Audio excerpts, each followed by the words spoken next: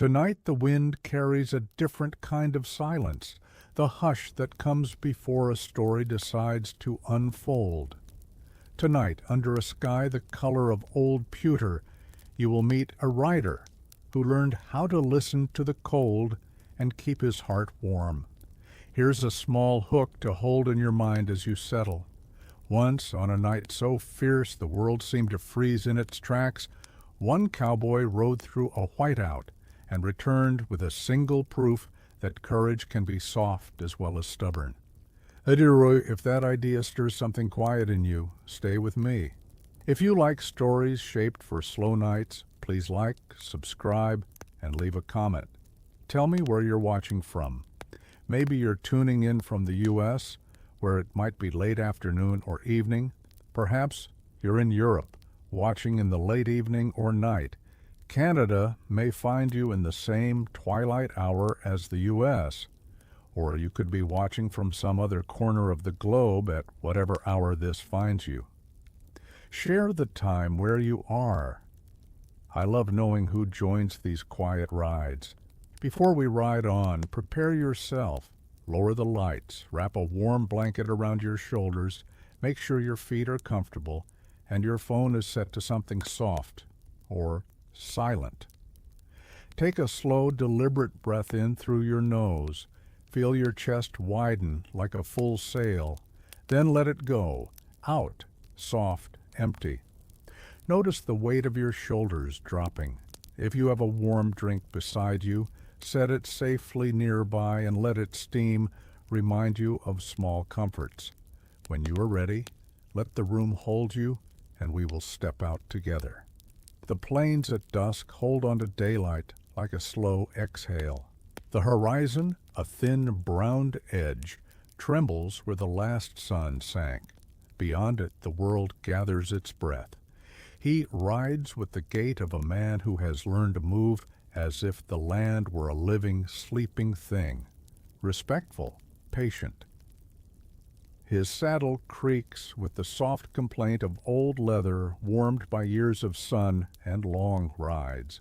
The horse's flank rubs against the saddle with a steady rhythm, and each breath from the animal is a small white cloud in the cooling air, puffing and vanishing like a secret. As the first thin threads of mist begin to quilt the ground, the cowboy pulls his coat a little higher. The wool is rough against his jaw, but it keeps out the edge of the air, which now tastes of iron and far-off snow. His gloves, the ones patched at the thumb where a previous winter chewed at the leather, hold the reins like a practiced promise. He does not rush. There is no frantic hurry in him. The land teaches its own pace in winter, and tonight that pace is slow, deliberate, respectful of what is coming. The smell of the prairie at dusk is layered and strange, dry grass folded with the ghost of rain not yet come, a faint metallic tang that rides the breeze when you lean into it. Sometimes the scent is edged with the faint sweetness of a seed pod split open earlier in the season. Beneath all of that, if you listen with small patience, there is the deeper scent of the earth preparing to sleep, a damp, sullen note that promises silence. He remembers a farmhouse 2 ridges back, lighted windows like small campfires. But there is no hurry to reach it. Tonight the cold arrives like a guest that will not be shooed away, patient, inevitable. The rider feels it first as a tautness in his fingertips, a needle-threading chill that wakes a kind of attention inside him. The sky, once soft in its fading pink, has turned to the peculiar pale blue that feels almost like the inside of a held breath. A single star finds its place, then another, until the ceiling above looks like a brittle net. As shadows lengthen, the horse shifts and snorts, sending a fountain of vapor into the air that catches the new light. The cowboy hums under his breath, a low, steady sound, more for the horse than for himself, and the melody threads through the plains, small and human against the vast hush. The notes are simple, the kind of tune that has no name but keeps a chest from clenching. It becomes a counterpoint to the wind, and for a moment there is companionship. Man, horse, and the fragile music of existence. He travels through a landscape of soft contrasts, the dull bronze of winter grasses, the darker ribs of waterless creek beds, the pale ribbons where frost has already laid its first thin hands. He watches for landmarks the way a reader watches for chapter headings in an old book, a lonesome fence post leaned with age, a scatter of stones like punctuation. Each small sign is a promise that reality remains constant even as the night shifts around it. There is a tenderness in the way he checks the horse's flank, the methodical, slow practice of a man who knows animals better than words. He runs a hand along the mane, coarse, slightly oily from the animal's own defense against chill, smelling faintly of hay and leather. The horse answers with a soft woof and a loosening of the shoulders, trust in small motions. The cowboy's eyes, the color of weathered wood, hold a calm that has been carved out by years of nights like this, nights that test the metal without asking for spectacle. Around them, the first thin rime begins to lace the low grasses. It glitters not with harshness, but with a fragile clarity, as if the world were being recited in silver letters. When the wind moves through the plain, it carries a sound like distant flutes, a long, hollow song created where frost wakes and shifts. There is danger in that sound. There is also a kind of hymn. The cowboy senses both and moves forward with a steadiness that comes not from ignorance, but from respect. Memory surfaces like drifted snow, a sister's laugh in a summer field, a broken boot mended by a patient hand, nights spent by a stove where stories were swapped and patched like quilts. Those memories are small lanterns he carries against the long dark. They keep a warmth that no weather can entirely take. He thinks of them not as anchors, but as maps, the soft locations that guide him when the sky dissolves into storm. Colors fade further until everything is a study in night tones, slate, pewter, and the deepest ink blue where the sky pinches. Time becomes a slow ribbon. Even the horse's breathing stretches into a rhythm that feels like counting the seconds of a slow clock. Each exhale puffs into the air and then dissolves. Each inhalation draws in the plain's quiet like a lullaby. There is a small, almost private courage in the way he tightens the cinch a fraction and adjusts his scarf. Not the kind of loud bravery sung in taverns, but the dry, unadorned courage of continuance. He knows night can crush the body slowly.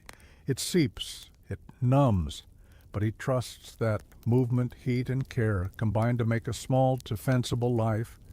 He savors the sensation of the horse under him, the animal's heat, a living counter to the cold crawling in from the edges of the world. As stars prick the sky like a slow scattering of salt, a distant ridge takes on the faint glow of falling sleet. It appears at first as a smudge on the horizon, then as a moving veil, and finally as a thin wall of white that seems to march towards them. The air cools more sharply. The cowboy feels it at the base of his neck, where skin meets wool. He presses his collar up, feeling the gooseflesh rise and tell its own quiet story. He knows with the steady certainty of someone who reads weather by the turn of a cloud that the night has decided to deepen.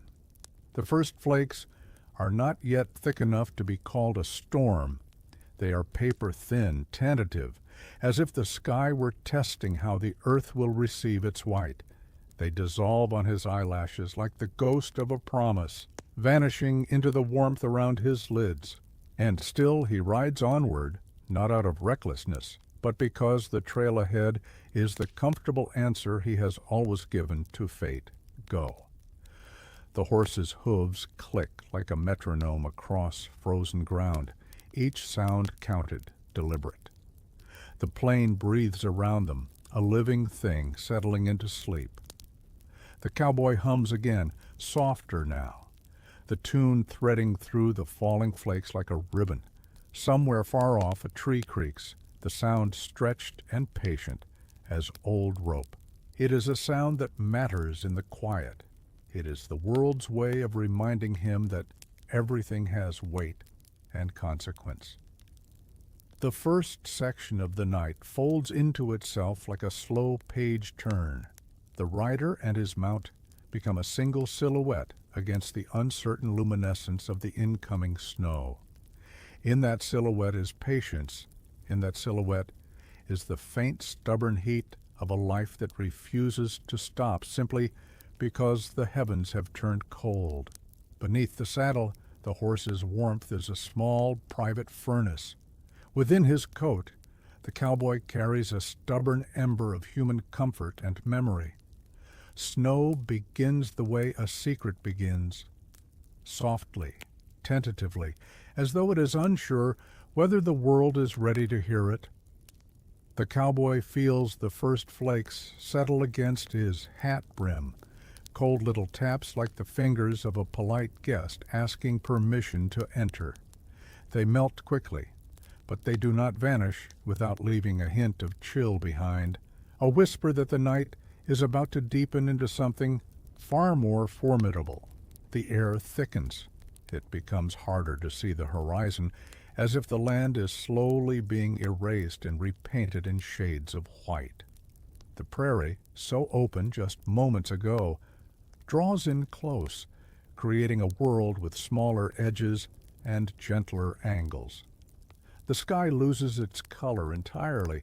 It becomes a pale, swirling canvas where flakes dance with a strange, unhurried elegance.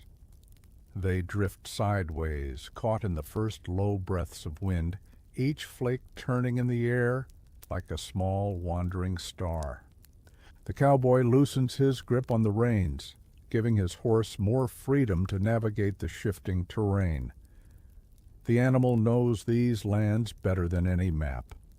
Its ears flick forward, listening to the subtle groans of the freezing earth, to the way wind gathers around distant rocks, to the faint crunch of forming ice beneath hooves. Every sound is a message, and the horse reads them with patient fluency. He pats the horse's neck, feeling its warmth seep into his gloved palm, a comfort so simple it feels almost sacred.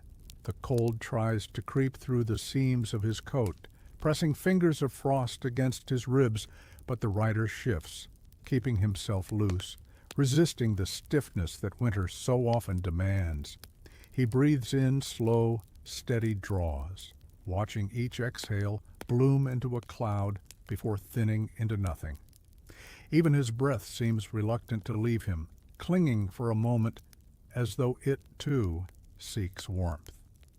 Around them, the world muffles. Snow has a way of softening everything, sound, edges, memory itself.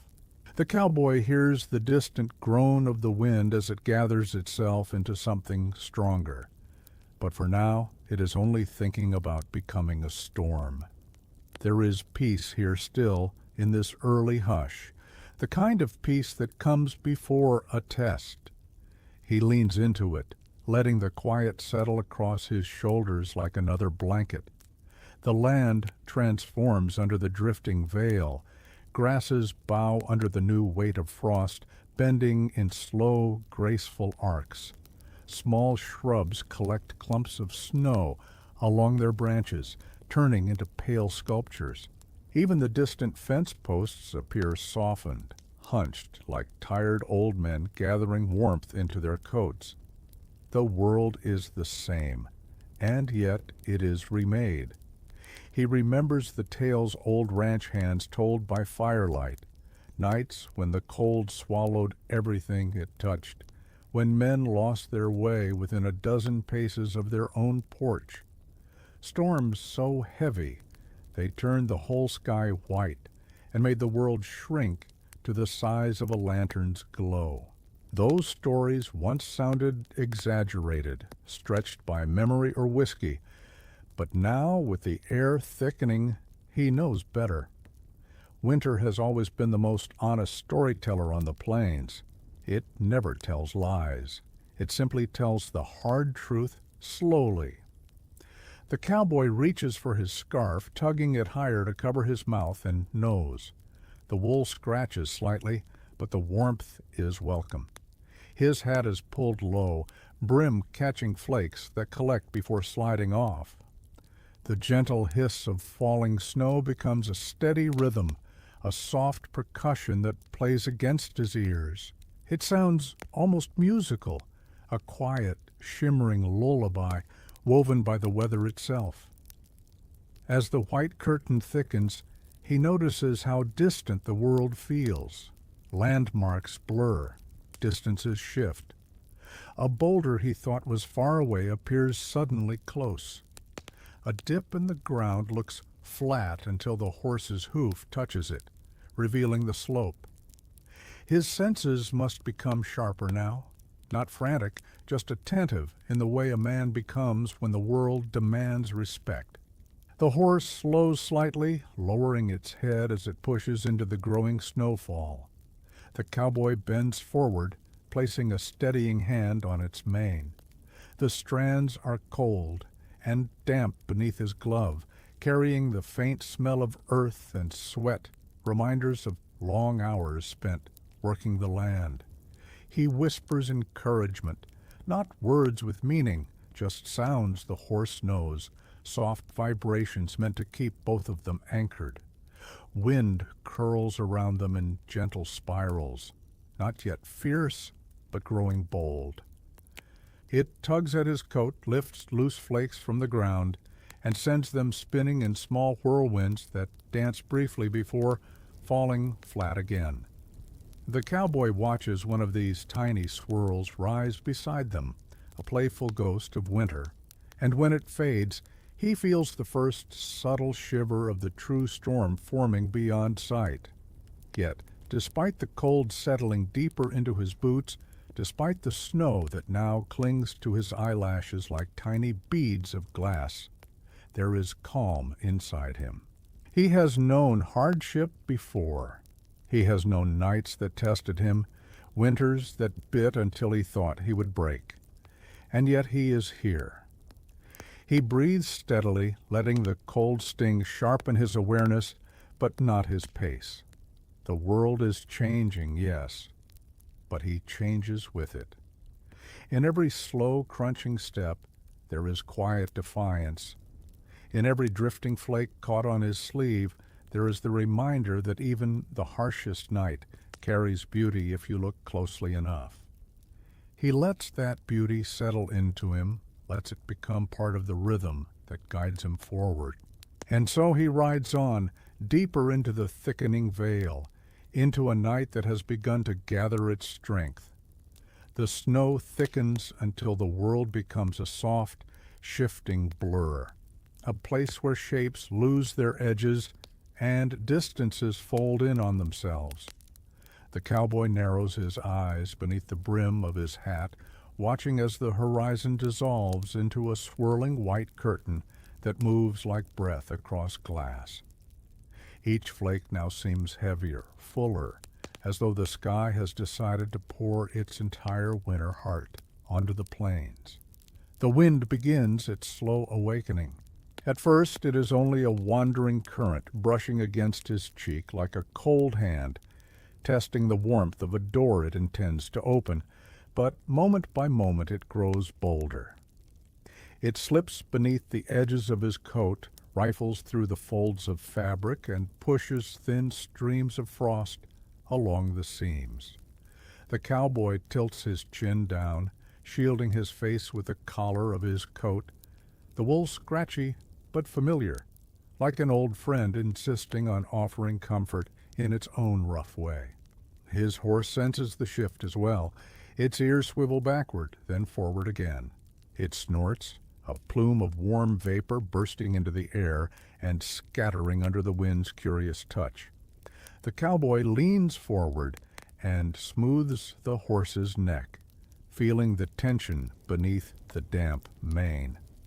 The warmth radiating from the animal is a promise that life still pulses strong here, even as the cold begins to assert its claim. Snow accumulates quickly. It gathers on the cowboy's shoulders in a thickening quilt, weighs down the brim of his hat until he must occasionally brush it clear, and clings to the horse's coat in tiny white blossoms. The ground beneath them turns softer with every step, the hooves sinking into a layer that deepens inch by inch, creating the muted rhythmic crunch that accompanies every forward movement. It is a strangely comforting sound, the sound of progress even in a world being swallowed. The cowboy's breath becomes a warm fog inside his scarf. Each exhale dampens the wool, and the cold quickly stiffens the fabric. He adjusts it gently, never rushing, fingers working with the steady patience of someone who understands that haste is an enemy on nights like this. Pressure must always be gentle. Movements must always be deliberate. The cold punishes the frantic. He keeps his gaze low, watching the ground where the faint outline of the trail still lingers. Once, this path was clear, packed dirt winding lazily across the plains, marked by wagon grooves and hoof prints. Now it is becoming a suggestion rather than a certainty, faint lines swallowed by snowfall. The cowboy reads what is left, a slight dip where wheels once carved, a subtle shadow where the earth lies more compacted, tiny clues that help him maintain direction. Above him, the wind gathers strength. It begins as a long, low sigh, a breath drawn through the hollow bones of the prairies. Then it swells into a thin wail, brushing past fence wires stretched across distant fields, making them sing in a faint metallic whistle. The sound carries across the horizon, rising and falling like the voice of something ancient and patient, something that has seen many winters and will see many more after this one. The cowboy listens, letting the sound settle into him. It is not a threat yet, not fully. It is a warning, yes, but warnings often come gently, like a tap on the shoulder before the storm announces itself in full. He respects it. Winter has rules, and those who live long enough on the plains learn them one by one. A sensation crawls up his fingers, a sharp, needling pinch of cold. It fights its way through the seams of his gloves, biting lightly at his knuckles. He flexes his hand slowly, encouraging the blood to flow, careful not to lose the fine balance between grip and circulation. His fingers warm slightly, the sting easing into a dull, manageable ache. He knows this feeling well. The cold always begins with negotiation. The horse lifts its head suddenly, ears pricking sharply toward the north. The cowboy feels the shift in its posture, a subtle tightening of muscle, a hesitancy in its next step. He follows its gaze, but sees only the same swirling white. Still, he trusts the horse's instincts. Animals feel disturbances long before humans do, shifts in pressure, distant echoes carried by wind, subtle electrical murmurs in the air. He murmurs to the horse, soft sounds meant to reassure rather than command. The horse relaxes slightly, though the tension does not fully leave its frame. Whatever lies ahead is not immediate, but it is coming. The cowboy's memory stirs again, slow and unbidden. He recalls a winter when he was much younger, when he first discovered the strange poetry of blizzards. He remembers pressing his palm to a window pane as frost shaped delicate ferns across the glass. He remembers the way the world fell silent beneath the weight of snow, How even the loudest arguments became whispers. How even grief felt softened by the hush of winter's blanket. And he remembers warmth, a stove glowing orange, a bowl of hot stew, the lull of crackling wood. Small things that felt enormous in contrast to the cold pressing against the walls. He tucks these memories into himself now, letting them glow gently beneath his ribs. They do not make the cold any less sharp, but they give him something to hold on to, a reason to keep moving through the dissolving landscape. The wind rises again, sharper this time. It catches loose snow from the ground and flings it in narrow spirals that brush against his boots and sting his cheeks. The cowboy squints, lowering his face, letting the brim of his hat take the brunt of the icy needles. The world narrows to a small, manageable circle. The horse beneath him, the faint trail ahead, the chilled air moving in and out of his lungs in slow, steady rhythms. He pats the saddlebag briefly, reassured by the weight inside, blankets, a small lantern, dried meat, flint, and a rope coiled neatly. Not much, but enough to offer options if the night decides to become unkind. Though the storm strengthens, there is still grace in the world around him. Snowflakes spin like drifting embers from a pale fire. The plains breathe beneath their growing blanket. And he continues forward, steady as a heartbeat, trusting that calm persistence can outlast even the fiercest winter night. The cold may be growing, but so is his resolve.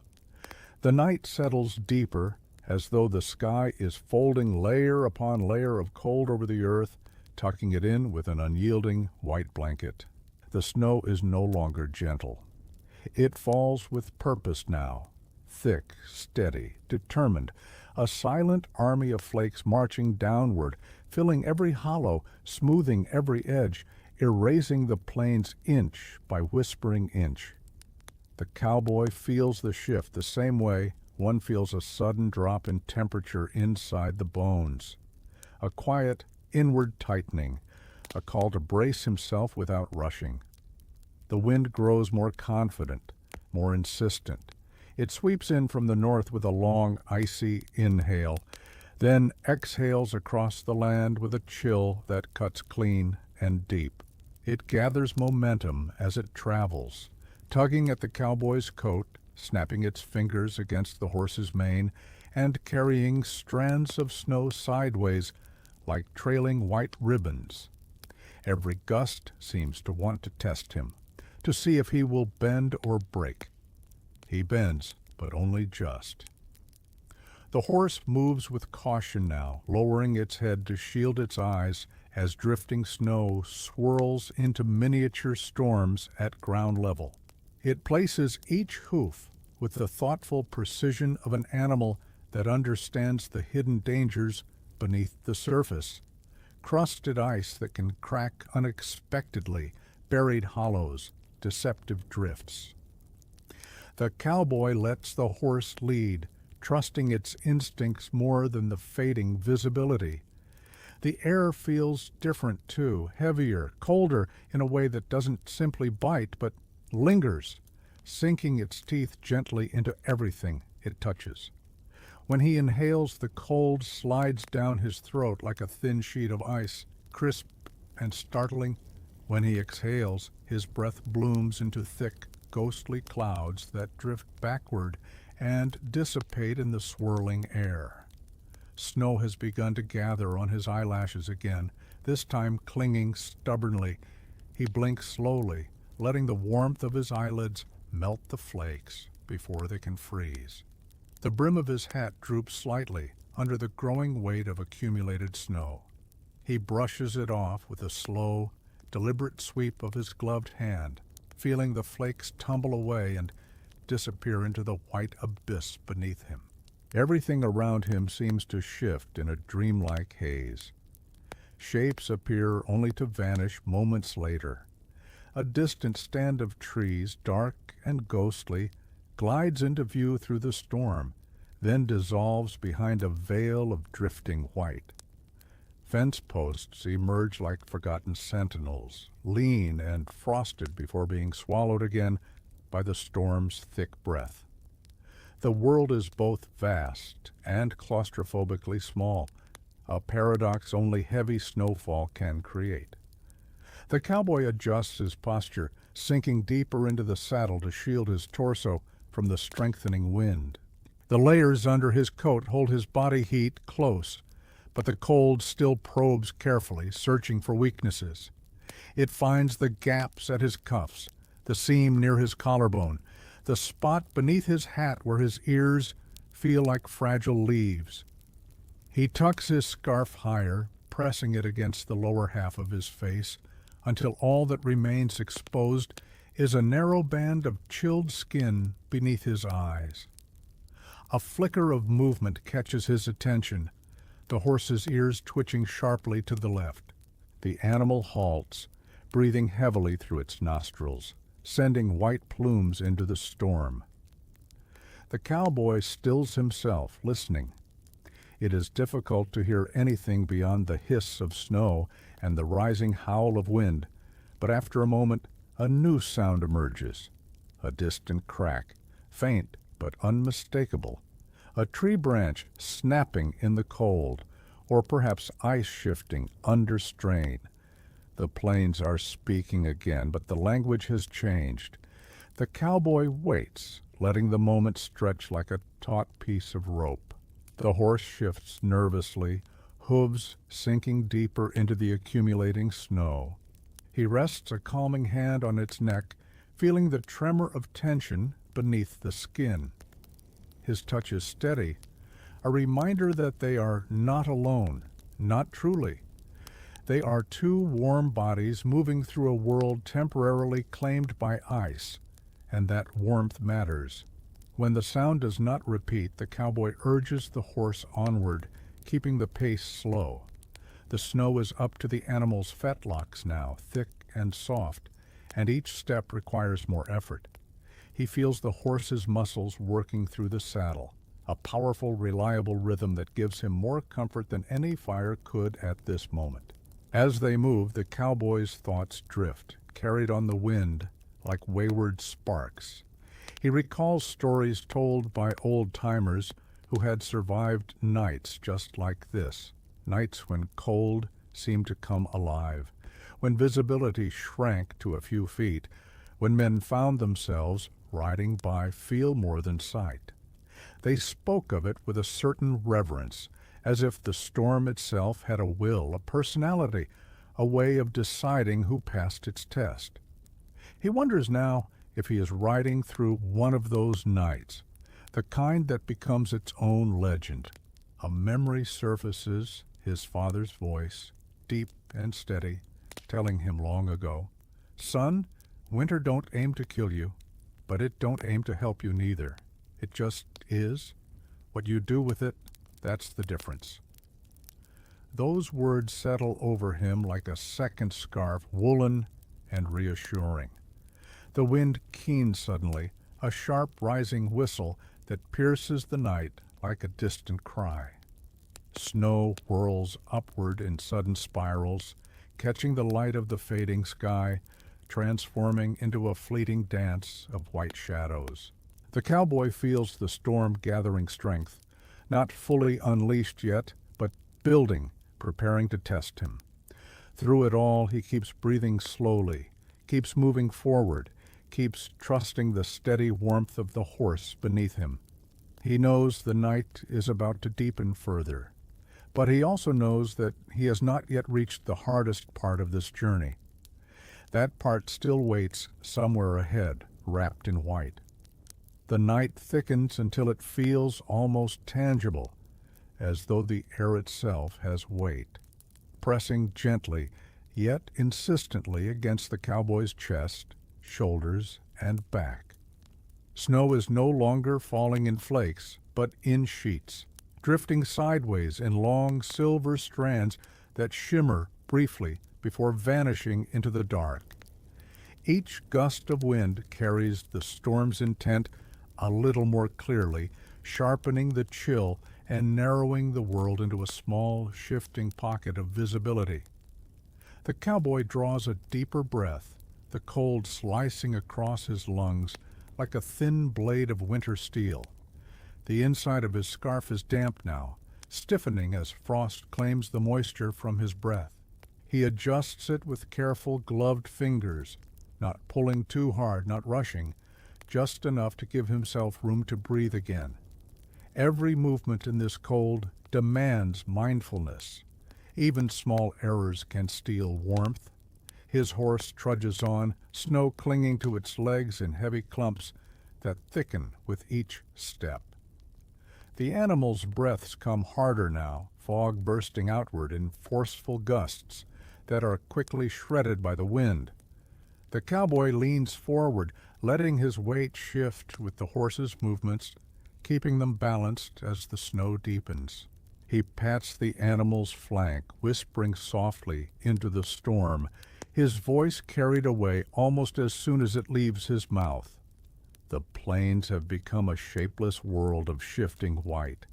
The horizon is gone. The sky and the ground have merged into a single swirling canvas. Even sound changes here. The wind's howl grows long and hollow, like an old violin bow dragged across icy strings. Occasionally, beneath the storm's roar, the cowboy can hear the faint crackle of snow settling, a soft, brittle sound, like delicate glass being handled by gentle hands.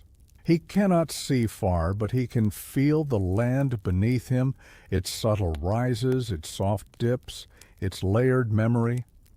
He has ridden these plains enough times to sense when the ground changes, and now beneath the thick blanket of snow, he feels the trail begin to slope slightly downward. A shallow ravine, one he remembered from warmer days. It usually holds a shallow creek in springtime, but in winter it becomes a corridor of drifting snow. The cowboy hesitates, tugging the reins lightly. The horse pauses, breathing heavily, nostrils flaring as it tests the air. The wind sweeps past them in a fierce burst, sending a flurry of snow against their sides like a wave against a ship's hull. The cowboy squints against the sting, pulling his hat down tighter. He knows the ravine can offer shelter from the wind, walls on either side, lowering the force of the storm. But it can also trap deeper drifts, hiding treacherous hollows. The choice feels delicate, balanced on the edge of instinct and experience. He listens, to the storm, to the land, to the horse's breathing. The decision forms slowly, like ice along the edge of a stream. He guides the horse gently forward. The descent is gradual. Snow grows deeper, rising to the horse's knees, forcing it to push harder with each step. The cowboy dismounts to lighten the load, sinking into the snow almost to his shins. The cold rushes through the leather of his boots, numbing his toes with startling speed. He grips the reins, walking beside the horse, one hand pressed to its neck for reassurance. For both of them, his footsteps create soft, muffled thuds, swallowed instantly by the storm. Snow clings to the edges of his coat and gathers in the creases of his gloves. He keeps moving, one step at a time, every motion deliberate and steady. Above the rim of the ravine, the wind still howls with full force, but here, below the crest of the land, it becomes something softer, not gentle, but muted, as if the walls of snow are absorbing the storm's fury. The quiet feels strange, eerie. The world is still roaring, but down here, it is as though a blanket has been pulled over the noise. He listens to his own breathing, steady but harder now. He listens to the horse's hooves crack through crust and sink into softer layers below. He feels the cold working its way through the soles of his boots, creeping along his feet like a curious animal pressing closer. He knows he will need to warm them soon, but not yet, not while they must keep moving. The ravine's path begins to widen, offering a little more room to breathe. The snow here is deep but calmer, drifting gently, rather than attacking in wild swirls. The cowboy lifts his head, looking through the haze. Faint shapes appear, crooked shrubs bent beneath winter's weight, boulders half buried, their tops frosted white like ancient bones surfacing through the storm. And then he sees something else, a shadow, long, faint, wavering through the snowfall. At first he thinks it might be a tree, but the shape is wrong. Too narrow at the top, too broad at the base. He stops walking, squinting through the curtain of white. The horse shifts beside him, ears turning toward the silhouette. The shadow sways slightly, then stills. A fence post, he realizes, or what remains of one, a landmark, old, weathered, used by ranchers generations ago. His father once mentioned it while describing winter routes. "If you ever see that old post fallen sideways," he said, "you're close to the cabins, not far, but far enough that the cold can still win if you slow down." The cowboy's pulse steadies.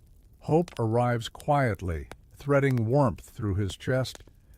He brushes snow off the horse's shoulder, giving it a firm pat, and turns them toward where the next post should be, barely visible through the shifting veil.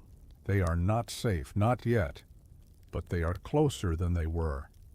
And in a night like this, a single landmark can feel like a promise whispered by the storm itself. The sight of that old half-buried fence post lingers with him like the glow of a lantern glimpsed through a distant window, faint, uncertain, but powerful enough to stir warmth beneath the layers of cold. The cowboy tightens his grip on the reins, the leather stiff with frost, and steps forward once more. The horse follows, its breath coming out in heavy, rhythmic bursts that fog the air before dissolving into the swirling white. Snow continues to fall with patient insistence. Each flake lands as though it has chosen its place with purpose, settling onto the cowboy's shoulders, clinging to the folds of his coat, dotting the horse's mane until the animal looks as though it has stepped out of a dream carved in frost. He brushes the snow from the horse's muzzle, feeling the warmth of its breath against his glove. A small reminder that life, stubborn and steady, persists even in the fiercest cold. The ravine walls rise gently on either side, sheltering them from the worst of the wind. Here, the storm's roar becomes a muted hum, like the steady breathing of some great sleeping beast. The quiet brings with it an odd sense of intimacy, just man, horse, and the tight, narrowing path ahead.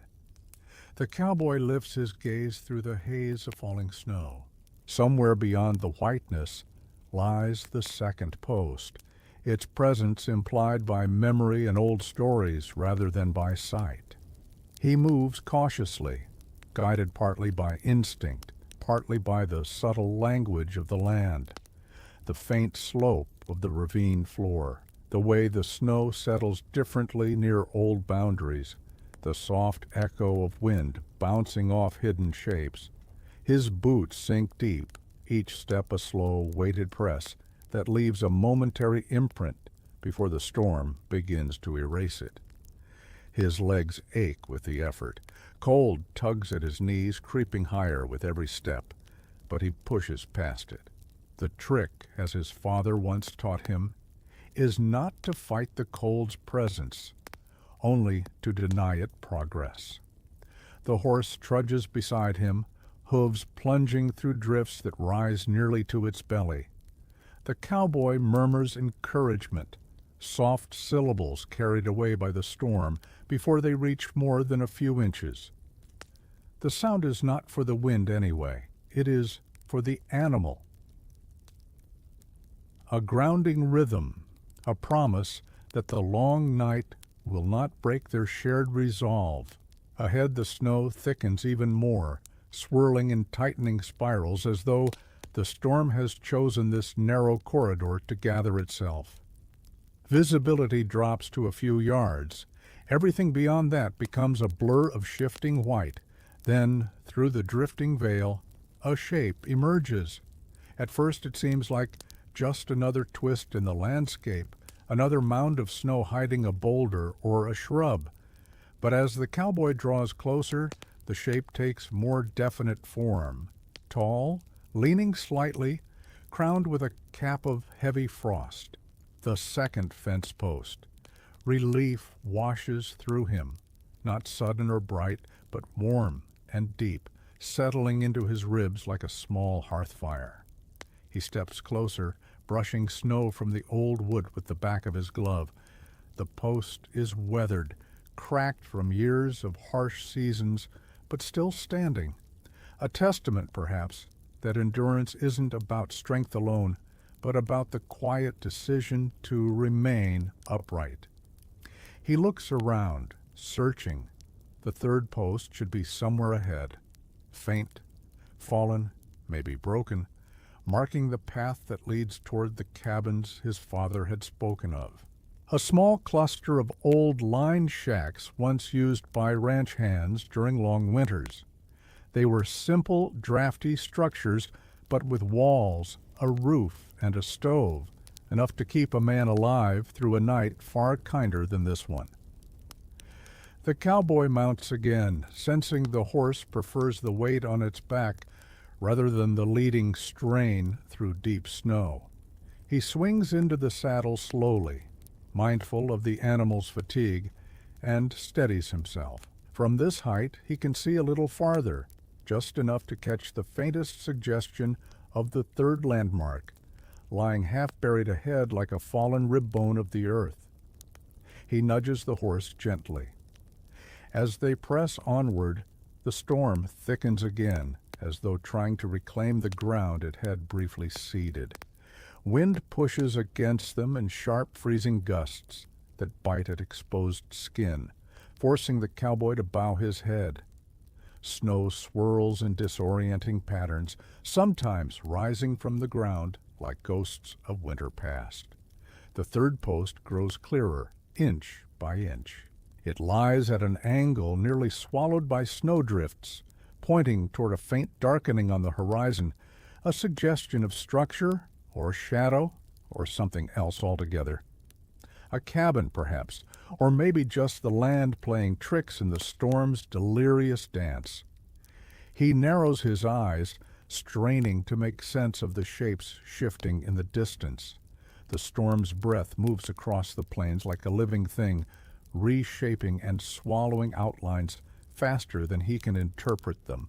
But then, there, a corner, a roofline, barely visible beneath layers of white. His heart steadies, anchored by renewed focus. The cabin may not be close, but it is real, its silhouette cutting gently through the haze. A shelter, a promise. A place where fire might once again exist in the world. The cowboy leans forward, giving the horse a soft squeeze with his heels. The animal gathers what strength remains and pushes on, hooves breaking through layers of snow with determined heaviness.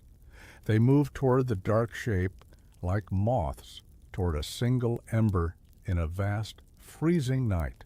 Hope is slow here, quiet, fragile, but it is present, and that is enough. The cabin's silhouette wavers through the storm like a memory struggling to take shape. One moment it is there, a dark smudge against the pale horizon, and the next it disappears behind a surge of swirling snow, as though winter itself is undecided about whether to reveal salvation or swallow it whole. The cowboy keeps his eyes narrowed, trusting the glimpses more than the storm's tricks. Hope is a fragile thing in a night like this, but even a fragile light can guide a man forward. The horse moves with mounting effort, each step a deep plunge followed by a heavy pull upward. Snow rises nearly to its chest, clinging in dense layers that weigh down its movement. The cowboy leans forward to ease the strain, his body warming the horse's neck through layers of frost-bitten cloth. He murmurs soft encouragement, slow, steady syllables drifting from his lips into the storm, more vibration than voice. The wind shifts again, sweeping sideways in a cutting slice that stings his exposed skin. It howls through the ravine like a mournful cry, picking up loose snow and hurling it across their path in pale, clawing curtains. The cowboy lowers his head, offering only the hardened brim of his hat to the onslaught. The world shrinks to a tight sphere of storm and breath and sound. Still, he presses on. A groaning creak echoes through the storm, faint, distant, but undeniably wooden. The cowboy lifts his head. The sound repeats, carried by the wind, the moaning complaint of a structure under pressure, a roof beam shifting, a door rattling against its hinges. The cabin is close. The promise of walls and shelter stirs new strength in him. He straightens slightly, patting the horse's neck, urging it onward with a steadiness that masks his growing urgency. Beneath his glove, the animal's skin quivers with exhaustion, but it obeys, stepping forward through the deepening snow. Visibility tightens even further as the storm intensifies. The world seems to pulse, white, gray, then white again, as gusts move across the ravine. Yet through the chaos, a dark shape materializes once more. This time, it does not vanish. The cowboy can see the faint slope of a roof sagging under the weight of accumulated snow, can make out the angled line of a wall half buried by drifting banks.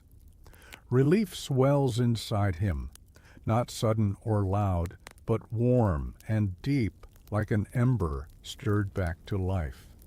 He descends the last stretch of the ravine floor, snow now reaching the stirrups on either side. The horse grunts with effort, sides heaving. The cowboy dismounts again, sinking nearly to his knees as he lands. Cold rushes into his boots instantly, but he ignores the sting, turning to guide the horse by its bridle. The animal follows, breathing hard, flanks trembling with fatigue. The cabin stands no more than 50 yards away, though in this weather the distance feels vastly longer. Each step is a push against resistance. Snow seeps into his boots. Ice nips at the edges of his gloves. His scarf stiffens further, clinging coldly to his chin. He can no longer feel the tips of his ears, but he can feel the determination in his limbs. He presses onward. The cabin comes into clearer focus. Old timber walls, weathered and warped, a door slightly ajar, its lower edge buried in a drift, a narrow window clogged with frost. Snow has claimed much of it, but the structure stands firm, like a stubborn sentinel refusing to yield to winter.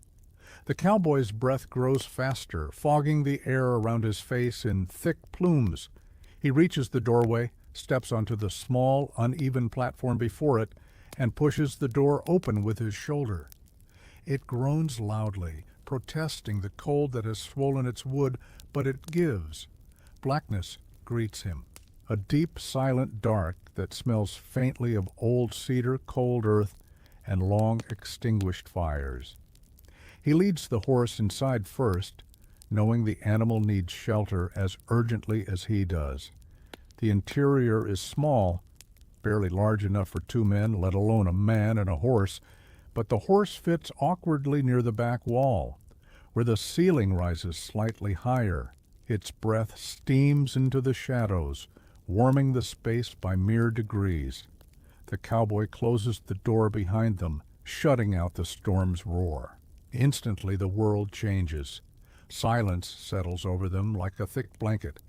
The wind becomes a distant rumble. The snow, relentless outside, becomes nothing more than a muffled hiss against the walls.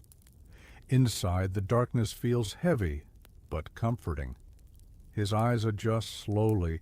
Shapes emerge, a pile of old blankets in the corner, half frozen, the outline of a small tin stove, a shelf holding a rusted kettle, a few broken crates. Dusting of frost covers everything, sparkling faintly in the dimness. He exhales a long breath, one of relief and exhaustion intertwined. They have reached safety, or at least the closest thing to it on a night like this. But the cabin is cold, bitterly cold. Without fire, it is merely shelter from the wind, not warmth from the night. He removes his saddlebag with stiff fingers, setting it beside the stove. The horse shifts, hooves scraping against the wooden floor. The cowboy presses his forehead to the animal's neck briefly, grounding himself in its warmth. Then he straightens and surveys the space. The storm has given them a roof, but now the real work begins. Creating a fire before the cold tightens its grip. Inside the cabin, the darkness feels alive, not threatening, but vast and resonant, holding the cold in its wooden bones the way old trees hold wind. The cowboy stands still for a long moment, breathing deeply, letting his pulse slow after the long, punishing push through the storm. His breath drifts before him in thick clouds, dissolving slowly into the frigid interior. Even without the wind, the air carries a biting edge, sharp enough to creep beneath his layers and tug at the warmth of his spine. But the walls, solid, standing, stubborn against the storm, give him something the open plains could not, the promise of a chance. He kneels beside the small iron-bellied stove. Its metal is rimed with frost like it has been asleep for years. He opens the stove's mouth with stiff fingers, the hinges whining softly. Inside lies ash, pale and brittle, the remnants of someone else's forgotten fire.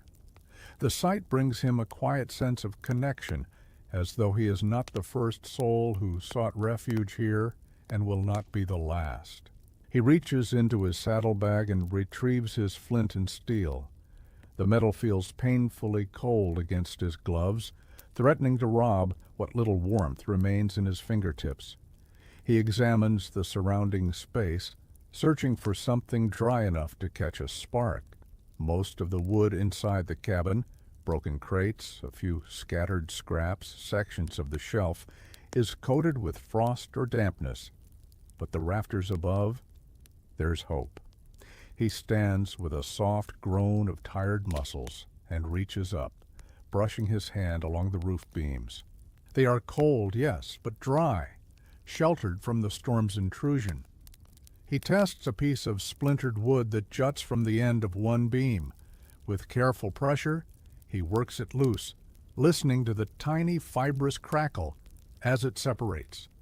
He gathers more splinters, enough to fill both hands, then kneels again and arranges them inside the stove in a delicate, breath-friendly pile. Each motion is slow, intentional, the way one handles fragile things, babies, memories, hope. The horse shifts behind him, its hooves making dull thuds against the floor. He glances back. The animal's sides rise and fall deeply, each exhale puffing out fog that mingles with the cabin's cold air. Snow still clings to the horse's mane and tail, melting only where its own body heat fights back. The cowboy nods gently, promising through a silent look that warmth is coming. He returns his attention to the stove, clink, steel against flint. A shower of tiny golden sparks leaps forward, momentarily lighting the dark, then vanishing. He tries again. The sparks catch on the dry splinters, glowing briefly like tiny stars in a midnight sky, then dimming. He leans closer, cupping his gloved hands around the pile to shield it from stray drafts. He strikes a third time, harder, more precise. This time a spark lingers, a tiny ember glowing at the heart of the nest. He bends low and breathes gently, careful not to overwhelm it. The ember brightens. A faint thread of smoke rises, curling upward. He breathes again, slow, guiding. A lick of flame appears, as shy as a newborn fawn, trembling with hesitance. It flickers uncertainly, threatened by its own fragility. But the cowboy nurtures it, feeding it the smallest splinters first, then slightly larger ones. The flame grows, timid at first, then braver, stretching upward to catch the next piece of wood. Light spills into the cabin in warm pulses, reflecting off frost crystals like a scattering of fireflies. The cold retreats, not entirely, but enough for warmth to stake its first fragile claim. The cowboy sits back on his heels and watches the fire breathe itself awake. The soft crackling fills the silence, a gentle counterpoint to the muffled moan of the storm outside. The flickering glow paints the room with honeyed hues, turning the wooden walls from ghostly gray to rich amber. He removes his gloves slowly, wincing as his skin meets the air. His fingers are stiff, reddened, tingling painfully as they thaw. He extends his hands toward the stove, letting the warmth seep in layer by layer, not rushing the return of sensation. The heat feels almost unfamiliar after the long, relentless cold, a luxury that demands respect. Behind him, the horse edges closer, lowering its head as though drawn to the light. The cowboy rises and steps to the animal's side, rubbing its neck firmly, his palms finally warming enough to feel the texture of its damp, winter-weary coat. The horse releases a low, tired sigh, leaning gently into the touch. "You did good," he murmurs. His voice, softened by exhaustion, blends seamlessly into the crackling fire. "We made it." He leads the horse closer to the warmth, but positions it safely away from the stove. With practiced hands, he removes the saddle and blanket, setting them beside the stove to dry. Steam rises slowly from the damp fabric, curling into the air before disappearing into the cabin's rising warmth. The cowboy spreads the old cabin blankets beside the stove. They are stiff, cold, and carry the scent of dust and forgotten seasons, but they will soften with heat. He places them near enough to warm, far enough to avoid danger. Outside, the storm hammers relentlessly against the walls. The wind wails. Snow slams in breathy bursts against the timber, but inside, the cabin glows with fragile light. The cowboy sinks to the floor beside the stove, back against the wall, feeling the warmth ride up through his boots, across his legs, into his chest. He unfastens his coat slightly, letting the heat creep beneath the layers. His eyelids grow heavy, lulled by firelight and exhaustion. For the first time since the journey began, he allows himself to rest, not fully, not deeply, but enough to gather strength, because the storm still rages outside, and this night, long and merciless, is far from over. The fire warms the cabin little by little, like a hesitant guest learning to trust a quiet home. Its glow ripples across the walls in soft, amber waves, revealing details that had been swallowed by the earlier darkness, worn floorboards bowed by time, old nail heads glinting faintly, and carvings etched into the timber by ranch hands from decades past. Names, dates, initials, proof that other souls weathered their own battles with winter here. The cowboy rests with his back against the wall, his legs stretched toward the stove. Heat seeps into his boots, chasing the numbness from his toes with slow, tingling pulses. He winces as sensation returns, first as pins, then as prickles of fire, but he welcomes it. Pain meant warmth was winning. The horse shifts nearby, turning its head toward the stove as though mesmerized by the soft flicker. Its sides rise and fall steadily now, breath no longer ragged with exhaustion. Steam still rises from its coat in pale wisps, drifting upward like the remnants of dreams dissolving into morning air. The cowboy watches the animal for a long moment, admiration and gratitude softening the lines of his face. "You held strong," he murmurs. The horse flicks an ear, acknowledging the sound even if not the words, but despite the growing warmth, the cabin still carries the weight of cold. Frost clings stubbornly to corners and windows, and the breath of the storm continues to push against the walls in dull, rhythmic thumps. The wind outside rises and falls like the heaving of a great unseen beast. Its voice is muffled now, but present, reminding him that safety is temporary, earned 1 minute at a time. The cowboy removes his coat slowly, easing it off his shoulders. His muscles protest, stiffened by cold and exertion.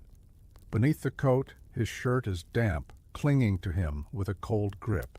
He hangs the coat beside the stove, watching droplets of melted snow gather at the hem and fall to the floor in soft taps. He takes a moment to flex his fingers, testing their strength. His knuckles are reddened, the skin cracked slightly from exposure. He rubs them gently, willing warmth into them. He will need full use of his hands. A storm like this demands readiness. Reaching into his saddlebag, he retrieves the small tin of dried meat and a canteen half filled with ice rather than water. He sets the canteen near the stove to thaw and chews a small strip of jerky, feeling the salt sting his lips, feeling the life it puts back into him in quiet, grounding ways. The fire pops softly, sending a few sparks upward where they fade harmlessly into the air. Outside, the storm growls, angry at having lost its prey. The cowboy feels the cabin tremble slightly under a particularly strong gust. Snow hits the roof in thick waves, sliding down with heavy thumps that make the wood creak. He glances upward. The structure is old but sturdy. Still, winter has a way of testing even the strongest things. A memory stirs, one he had almost forgotten. A winter when he was no older than 12, snow piled high against the family homestead. His father stoking the stove through the night, his mother wrapping blankets around him, and his sister telling stories by lamplight to distract them from the wail of the storm outside. The sound of the wind had frightened him then, that hollow, moaning cry, but his mother would say, "It's just the winter singing, child. Even the cold has a voice." He smiles faintly at the thought. Even now, with the storm pressing hard around him, something about that memory softens the fear that tries to coil inside his chest. The cowboy rises unsteadily and walks to the small frost-covered window. He wipes a patch clear with his sleeve, the cold biting instantly at the exposed skin beneath. Through the tiny circle, he sees nothing but swirling white, a chaotic dance of flakes whipping past like frantic spirits. The world outside is gone, swallowed whole. The storm has erased distance, time, and direction. There is no horizon, no sky, no ground, only movement. He lets the window frost over again and returns to the stove. The horse nudges his shoulder gently, as if sensing the heaviness in his expression.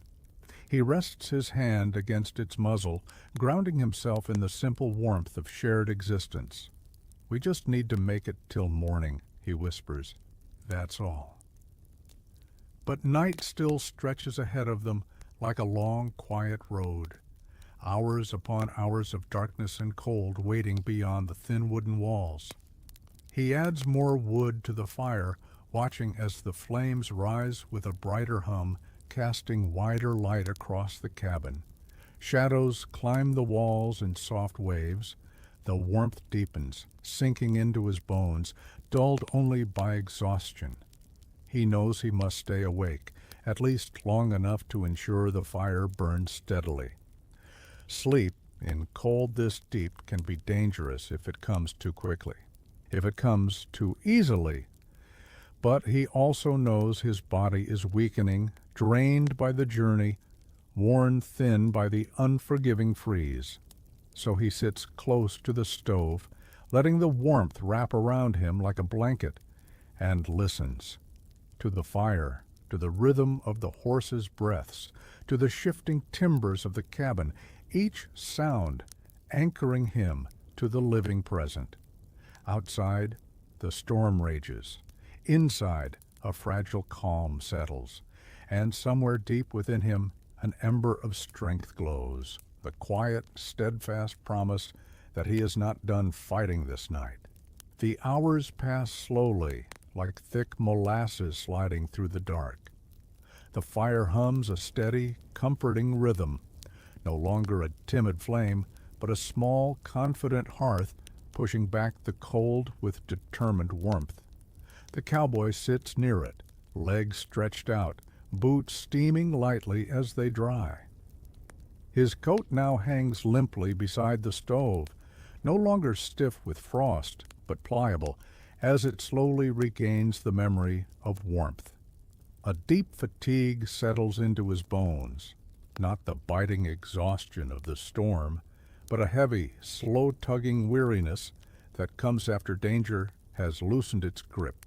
He can feel it pressing behind his eyes, pulling at his thoughts like a soft tide, urging him to drift away. But he does not close his eyes fully, not yet. He listens to the crackle of burning wood, the occasional snap as a dry splinter gives way. He listens to the horse shifting occasionally behind him, the sound of hooves tapping gently against the floorboards, the soft huff of breath warming the cold cabin air. Those small sounds reassure him, grounding him in the moment. The wind outside grows louder, its howl rising and falling like a distant choir of wailing voices. It sweeps across the roof in violent bursts, making the walls shudder just slightly. Snow thuds against the cabin sides in thick, uneven waves, as if winter itself is pounding on the door, demanding entry. But the cabin holds. Its old timbers, weathered by decades of storms, stand firm against the assault. This is not the building's first winter trial, nor will it be its last. Still, the cowboy's mind cannot fully rest. He rises to his feet, joints aching from stiffness, and moves toward the horse. His steps are slow, boots creaking softly on the wooden floor. He rests a hand on the animal's flank. The warmth under his palm soothes him instantly. "Easy," he murmurs. "We're safe in here." The horse shifts its weight, releasing a quiet nicker, a tired but trusting sound. The cowboy strokes its neck for a long moment, letting the repetitive motion calm his mind. He knows the storm outside could last the night, or longer. He must keep the horse warm, keep it fed, keep it quieted through the long darkness. He reaches into one of the saddlebags and removes a small pouch of dried feed. The horse eats slowly, gratefully, the sound of chewing soft and rhythmic. The cowboy smiles faintly. As long as the animal eats, there is strength. As long as there is strength, there is hope. Once the horse is settled, he returns to the stove and adds another handful of wood. The fire responds with a hungry flare before settling into its slow, steady glow. Light wraps around the cowboy like a warm embrace, pushing back the numbness that tries to creep into his limbs. At last he allows himself to sit again, easing down onto the blankets beside the stove. He leans his head back against the cabin wall, feeling the faint vibration of wind through the timber. His eyelids droop, heavy as stone. He blinks them open once, twice, fighting the pull. But the fire is warm, the cabin is safe, and exhaustion, when it finds a foothold, comes quietly, like sleepwalking into comfort. His mind drifts, thoughts loosen, slipping between waking and dreaming. He imagines the ranch of his childhood, the way dawn light used to spill across the kitchen floor, warming it in gold. He remembers his sister's laughter echoing across a summer field, the way his father's shadow stretched long at dusk as they walked home together from feeding the cattle. Simple memories, but powerful ones, stirring warmth deeper than fire. The storm outside roars louder, but inside, the cowboy hears only echoes of quieter times. His breathing slows, his shoulders relax, his head dips forward slightly, chin brushing his chest. Sleep approaches with gentle steps, but just before dreams claim him entirely, a sound breaks through the softened haze. At first it is faint, a soft, irregular tapping, almost indistinguishable from the shifting of snow on the roof. But then it comes again, sharper this time, a knock, or something like one. It echoes lightly through the thin wooden walls. The cowboy's eyes snap open. For a moment he does not move. He simply listens, breath held, heart beating a slow, heavy rhythm in his ears. Was it the storm or something else? The silence stretches as taut as a fence wire in winter frost. Then another sound, not knocking, something, brushing, dragging lightly across the wall outside. His pulse quickens, though he remains completely still. The horse shifts its weight, ears flicking forward, nostrils flaring. It sensed it, too. The cowboy moves slowly, quietly, careful not to disturb the fragile calm. He rises to his feet and steps toward the window, placing his palm against the cold glass. It vibrates faintly, not from wind, but from something touching the wall just beyond it. He wipes a small circle in the frost. The storm swirls violently outside, a white chaos of movement. He sees nothing, but the sound comes again, a subtle scraping just beneath the windowsill, almost as if something or someone is feeling its way along the outer wall. He steps back, heart steady but alert. Storms bring many things to the plains, some harmless, some dangerous, some lost. And sometimes lost things wander close when seeking shelter. He turns toward the horse, giving it a calming gesture, then returns to the stove to grab a small ember-safe stick, not a weapon, but a light source, should he need it. He waits. The storm howls. The fire crackles softly. The night listens.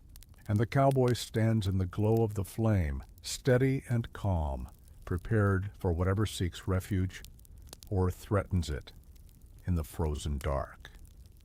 The cowboy stands completely still, breath slow, shoulders square, listening as the storm presses its icy weight against the cabin walls. For a long moment, there is nothing but wind, the constant howl slipping between cracks, the snow hissing like sand against the timber. The earlier scraping sound has vanished, swallowed by the storm's fury, but his instincts whisper otherwise. Something had been there. Something that brushed the cabin boards, not with the wild pattern of blowing snow, but with intention, pattern, weight. He tightens his grip on the small firelit stick, its ember glow casting a soft circle of light around him. Shadows flicker across the walls, dancing slowly like silhouettes of old stories, waiting to be told. Behind him, the horse shifts uneasily. Its ears stand tall, muscles tensed. Horses do not fear storms, not in the way people do. But they do fear the strange, the unfamiliar, the presence of something they cannot see but can feel pressing against the edges of their world. The cowboy steps toward the window again, wiping the frost-free circle wider. The cold kisses his fingers harshly, numbing the tips almost instantly. He peers into the storm, straining his eyes against the swirling white. Nothing, no figure, no movement, no shadow, just endless, shifting snow. He waits another beat, 2, 3. Then he hears it again, not scraping this time, a soft thump low on the wall near the door. A sound too heavy to be wind, too deliberate to be falling snow. His body tenses, but his breath remains slow. In storms like this, fear can play tricks, but instinct rarely lies. He moves to the door with quiet steps, placing one ear against the thick wood. The cold radiates through it, chilling his cheek. For several seconds, all he hears is the muffled roar of the blizzard. Then, another sound, a muffled grunt, low, tired, pained, not human, but not entirely unfamiliar. The cowboy's eyes widen slightly. He knows that sound, or at least its kind, a creature caught in the storm, weakened, seeking shelter. These plains are home to many winter-worn animals desperate for warmth, strays from herds, wandering cattle, and sometimes wolves. But wolves rarely knock. He pulls away from the door, thinking. He cannot leave the cabin, not with the storm's white curtain thick enough to swallow even a man standing inches from its edge. Opening the door for too long would allow the cold to rush in, threatening both him and the horse. Yet something outside is suffering. The sound was too soft, too weary to be a threat, at least not now. He sets down the ember-lit stick and reaches for the lantern in his saddlebag. Its metal is cold as iron in a river, but he primes it carefully, turning the small valve, striking the flint. A flame sputters to life inside, trembling, then strengthening into a steady glow. He lifts the lantern and moves back toward the horse, rubbing its shoulder once for reassurance. "Easy now," he murmurs in a tone that is more warmth than words. "Whatever's out there, we'll handle it." The horse exhales heavily, fog swirling around its muzzle. Lantern in hand, he moves again toward the door. He unlatches it with slow precision. The metal is frozen stiff, and every movement sends soft cracking sounds through the hinges. A razor-edged gust slips through the widening crack, slicing across the room and dimming the firelight for a moment. Snow pushes inside, swirling at his boots. The cowboy pulls the door open just enough to lift the lantern through the gap. Light spills into the storm, creating a small trembling bubble of gold amid the white chaos. At first he sees only snow, rushing past in slanted sheets, dancing in frantic spirals. But then a shape forms. Low to the ground, curled, barely moving, a calf, half buried in snow, sides rising shallowly, its thin coat rimed with frost. The cowboy's heart tightens with recognition and with urgency. A winter calf, far from its herd, lost in the storm, barely clinging to life. He pushes the door wider, just enough to reach through without letting the cold consume the room. The wind slams against it immediately, making it buck like a startled creature. He braces it with his knee, leaning out into the swirling night. The calf lifts its head weakly. A soft, trembling bleat escapes its throat, thin as thread. "I got you, little one," he murmurs, voice low and steady, meant for the calf, but also for the storm that claws at him. He hooks one arm beneath the small creature's chest, the other beneath its hindquarters. It is lighter than expected, dangerously light, and stiff with cold. He lifts it gently, grunting as the weight shifts awkwardly. Snow tumbles from its back in frozen sheets. The wind surges, trying to shove both him and the calf back into the white void. But the cowboy stands firm. He steps backward into the cabin, and with one strong pull, he closes the door against the screaming storm. Warmth, faint but present, wraps around them again. The calf trembles in his arms, its breath shallow, each exhale barely visible. He lowers it onto the blankets near the stove, careful, deliberate, as though laying down something sacred. Steam begins to rise almost immediately from the creature's frozen coat. The horse watches silently, ears perked, its instincts recognizing the vulnerability before it. The cowboy kneels beside the calf, tugging another blanket loose and placing it gently over its back. His hands move slowly, tenderly, warming the creature not with haste, but with deliberate reassurance. "There you go," he whispers. "You're safe now. You're safe." The fire crackles softly, its warmth spreading like an embrace. Inside this tiny cabin, 3 lives now share the same fragile refuge. Outside, the storm screams for them. Inside, life, faint and fragile, stubbornly holds on. The calf lies shivering beneath the blankets, its small ribs rising and falling in uneven waves. Each breath is a trembling whisper, thin and fragile, the kind of breathing that makes a man listen closely, as though his steady attention alone might anchor a life that hovers at the edge of slipping away. The cowboy crouches beside the small creature, one hand resting gently along its neck, feeling the faint warmth gathering beneath its icy coat.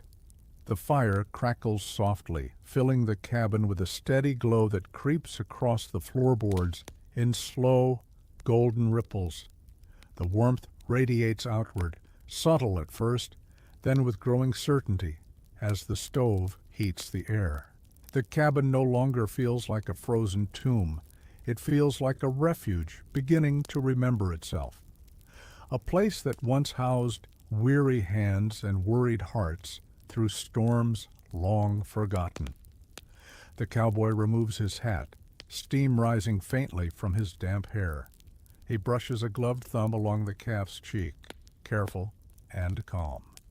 "Easy there," he murmurs. "Storm ain't got you now." The horse watches from its post, head lowered, ears pointed forward. There is a strange sensitivity in the way animals behave during storms, an understanding, deep and instinctual, that life grows more delicate when winter bares its teeth. The horse's steady presence adds warmth to the room in its own quiet way. The cowboy reaches for his canteen, now thawed by the stove. He unscrews the cap and dips 2 fingers inside, letting the water warm against his skin. Then he lifts the calf's head gently, pressing a few drops against its lips. At first the calf doesn't respond. Its eyes remain half-lidded, dim and unfocused. But then its tongue flickers weakly. A sip, another. The cowboy exhales.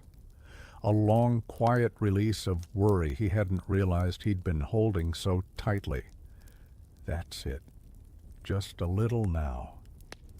He continues to coax a few more drops of water onto the calf's tongue, patient as a man tending a flickering flame, and slowly the calf's breathing steadies, still shallow, still weak, but no longer fading. He wraps the blanket tighter around the creature, then leans back onto his heels. The firelight dances across his face, sharpening the tired lines around his eyes. Exhaustion weighs heavily, but the act of saving something, even something small, brings warmth deeper than fire. The storm outside lashes against the cabin again, rattling the walls and sending a puff of snow through the seams of the window frame. But the cowboy barely glances toward the sound. His attention is on the calf, on the way life can cling to its thread, even in winter's cruelest hour. He shifts to sit more comfortably, his back against the wall. and for a moment he simply listens to the crackle of the fire, to the rhythmic breaths of the horse, to the faint but distinct sigh of the calf beginning to settle into a state of fragile rest. As the minutes pass, warmth gathers in the cabin like mist rising from heated stones. Frost melts from the window's edges, droplets rolling down the glass like slow tears. The cowboy watches them fall, remembering times when storms like this one pinned his family indoors for days, when every sound outside felt amplified, when survival was measured one night at a time. He looks down at his hands, reddened, cracked from cold. He flexes them slowly. They ache, but they are still strong, strong enough to keep tending the fire, strong enough to keep the horse reassured, strong enough to lift a small life from the jaws of winter. He pulls one of the old cabin blankets toward himself, stiff with years of disuse, but warming quickly near the stove.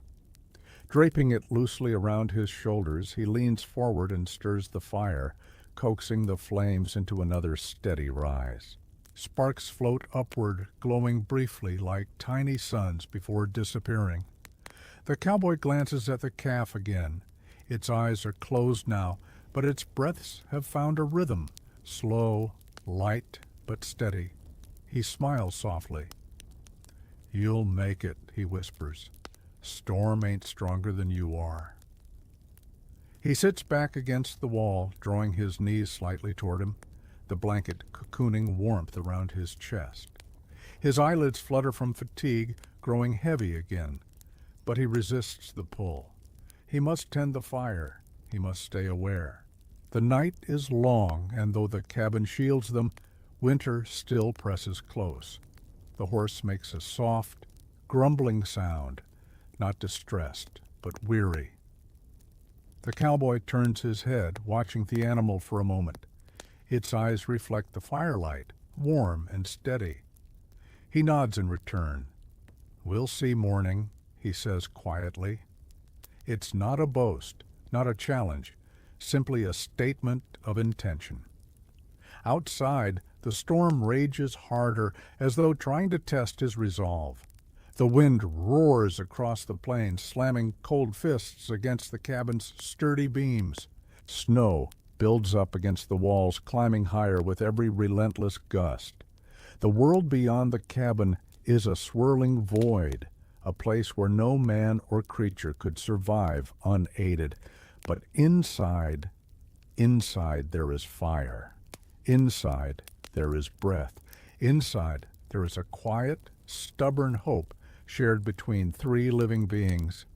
The cowboy closes his eyes for a heartbeat, just long enough to let his mind drift to warmth, to memory, to summer fields and sunlit grasses that seem impossible under tonight's frozen weight. He opens them again with steady resolve. He will keep watch. He will nurture the fire. He will see the calf through the storm. He will not let winter win, not here, not tonight. The hours after midnight settle over the plains with a heavy, unmoving stillness, the kind that feels almost sacred, as if the world itself is holding its breath beneath the crush of snow. Within the cabin, the fire's soft glow is the single warm pulse in a vast, frozen wilderness. The cowboy watches the flames dance in slow, hypnotic arcs, each flicker sending curled shadows climbing the walls like the ghostly remnants of old stories. The calf sleeps at last, not deeply, not with the full surrender of safety, but with the hesitant rest of a creature edging its way back from cold's grasp. Its sides rise and fall more evenly now, a fragile rhythm but steady. The cowboy lays a hand on its back, feeling the subtle warmth growing beneath the blanket. A small triumph in the middle of a brutal night. The horse, too, rests in its own way, head lowered, eyes half lidded, occasionally shifting its weight to ease tired legs, A gentle sigh escapes it, blending with the soft crackle of the fire. Though the storm continues to batter the cabin with relentless force, inside this patch of resolved warmth there is a rare quiet harmony, but the fatigue in the cowboy's body grows heavier with every passing minute. His shoulders ache from tension, his knees stiff from the cold's lingering grip, and his fingers throb as blood circulation returns in slow, painful pulses. Sleep tugs at him, not suddenly, but with the persistent, coaxing pull of a tide that knows it will eventually win. He blinks longer each time, his chin dipping before he catches himself and forces his eyes open again. He cannot let the fire die. He cannot let cold reclaim what warmth has fought so hard to gather. To keep himself awake, he speaks softly, not to anyone in particular, just to the room, the fire, the night itself. "Storm like this, it don't come often," he murmurs. His voice is low, roughened by cold and exhaustion, but calm. But when it does, folks remember it for years. His words drift upward like smoke. He thinks of his father, sitting beside a winter stove much like this one, telling tales of the coldest night he ever knew. It had been a night where the world seemed carved from ice, where cattle froze standing, where fences snapped like brittle bones. But his father lived through it. And now the cowboy, in this moment, feels tethered to that memory, as though weathered survival passes down through generations like a hidden strength. He adds another log to the fire. The flames lick upward eagerly, claiming the offering with a soft roar that fills the cabin with deeper warmth. Embers settle like glowing stars beneath the grate. His eyelids flutter again. He straightens. He forces himself to stand. He moves slowly around the cabin, not to accomplish anything specific, but to stay awake. He checks the window, wiping away a fresh layer of frost.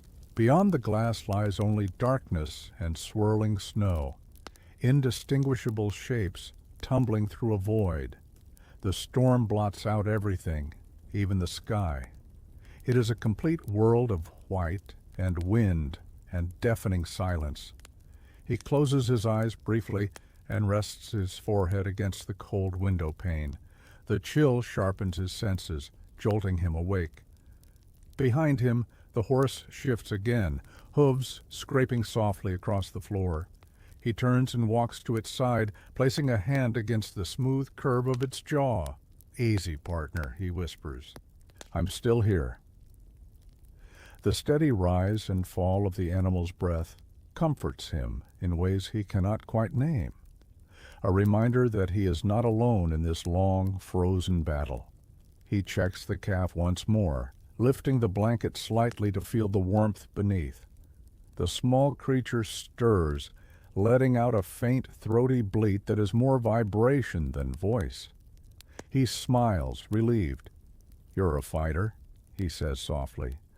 "Just like the storm don't scare me, it ain't gonna scare you." But tiredness claws again at the edges of his awareness. He sits back beside the stove, pulling the warmed blanket tighter around his shoulders. The firelight paints his face in soft, glowing hues, making him look almost like a man caught between worlds. One foot in the waking, one in the dreaming, and the cabin, the thin space between them. The crackling wood becomes a lullaby. The warmth becomes too comforting. His chin dips once more, his breathing slows, his shoulders soften. A short sleep would be dangerous. He knows this. In cold this deep, even minutes of unguarded rest can let the fire burn low, let the frost creep inward from the corners. But exhaustion has its own gravity, and he can feel himself leaning toward it, the lure of momentary relief pulling harder each moment. He reaches for another piece of wood, but his hand pauses mid-air as a new sound emerges from outside. A deep, low groan carried through the storm, Not the wind, not the snow, something heavier, structural. The cabin shudders. The cowboy's eyes snap wide open, fatigue forgotten in an instant. He sits upright, listening as the sound echoes again, longer this time. A strained creaking of wood under immense pressure, snow on the roof, piled higher and heavier with each passing hour. He stands quickly and looks up at the ceiling. Frost patterns lace the beams, and a thin line of powder drifts down between the planks. Too much weight, too much snow pressing from above. The roof is holding, for now, but the storm isn't done. And if the weight increases, he feels the horse tense again. The calf stirs weakly beneath its blanket. Warmth may be in the room, but winter's threat presses directly above them, close enough to feel. The cowboy steps into the center of the cabin and steadies his breath. His mind sharpens. The night's next trial has arrived. They have shelter, but shelter has limits, and the storm intends to test every one of them. The cowboy steps beneath the trembling rafters, eyes scanning the ceiling as another groan ripples through the cabin. Deeper this time, heavier, as if the roof itself is exhaling under a burden too great to bear. Snow falls in thin trickles through the cracks, drifting lazily downward like pale dust shaken from ancient bones. His breath tightens, not in fear, but in focus. A roof collapse in a storm like this would be deadly. No second chances, no place to run. He glances at the horse, its ears alert, body tense, ready to bolt if danger bursts through the roof. The calf stirs beneath its blankets, sensing the shift in the room's energy. The cowboy crosses to the stove, picking up the lantern and raising it toward the beams.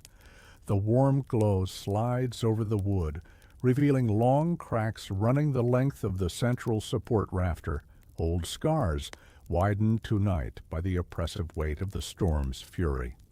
He lowers the lantern slowly, thinking.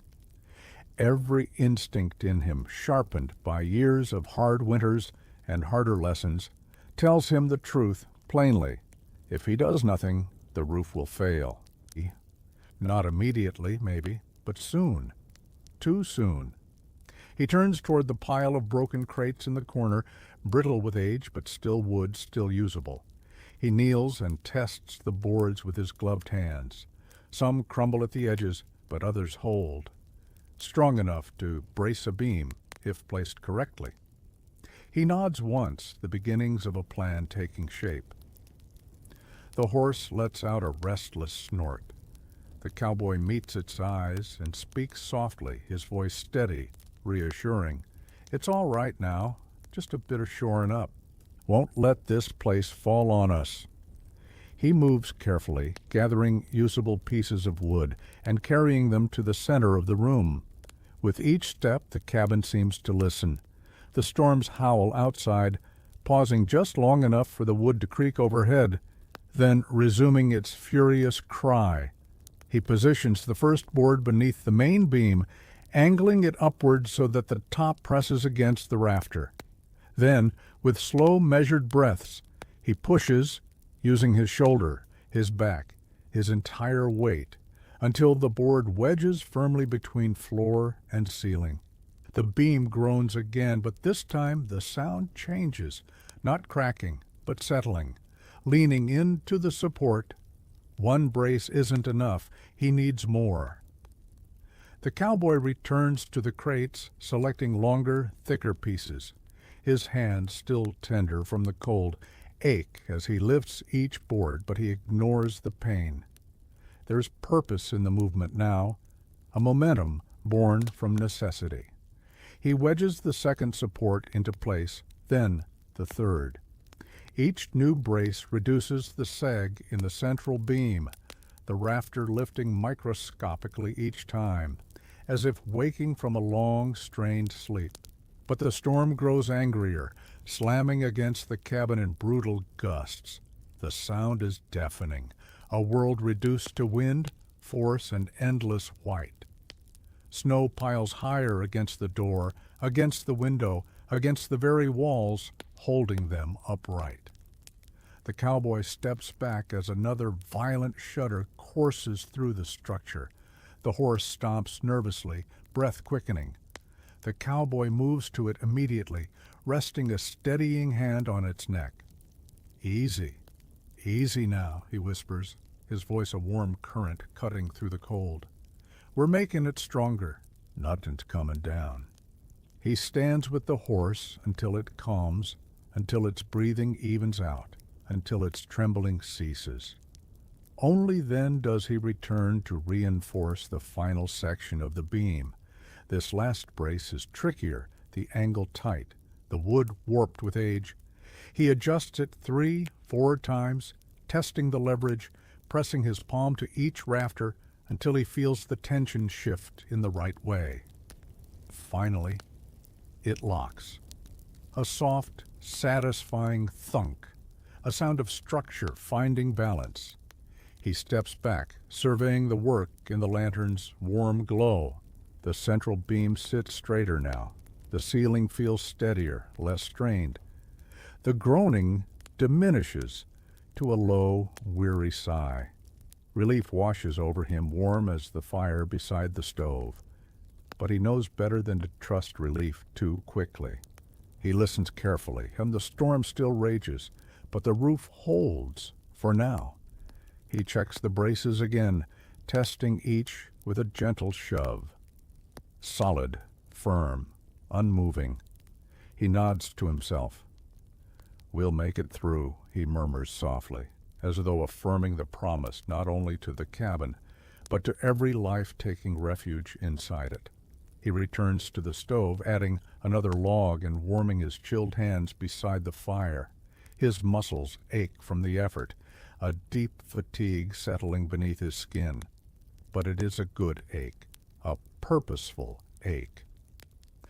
Behind him, the calf stirs again, releasing a faint bleat that sounds stronger than before. Its eyes open briefly, reflecting the glow of the fire.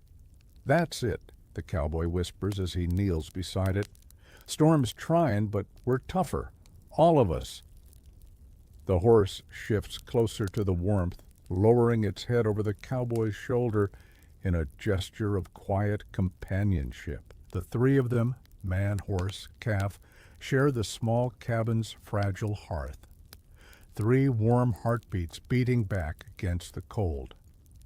Outside, the storm shrieks and slams and churns, furious, relentless, unyielding.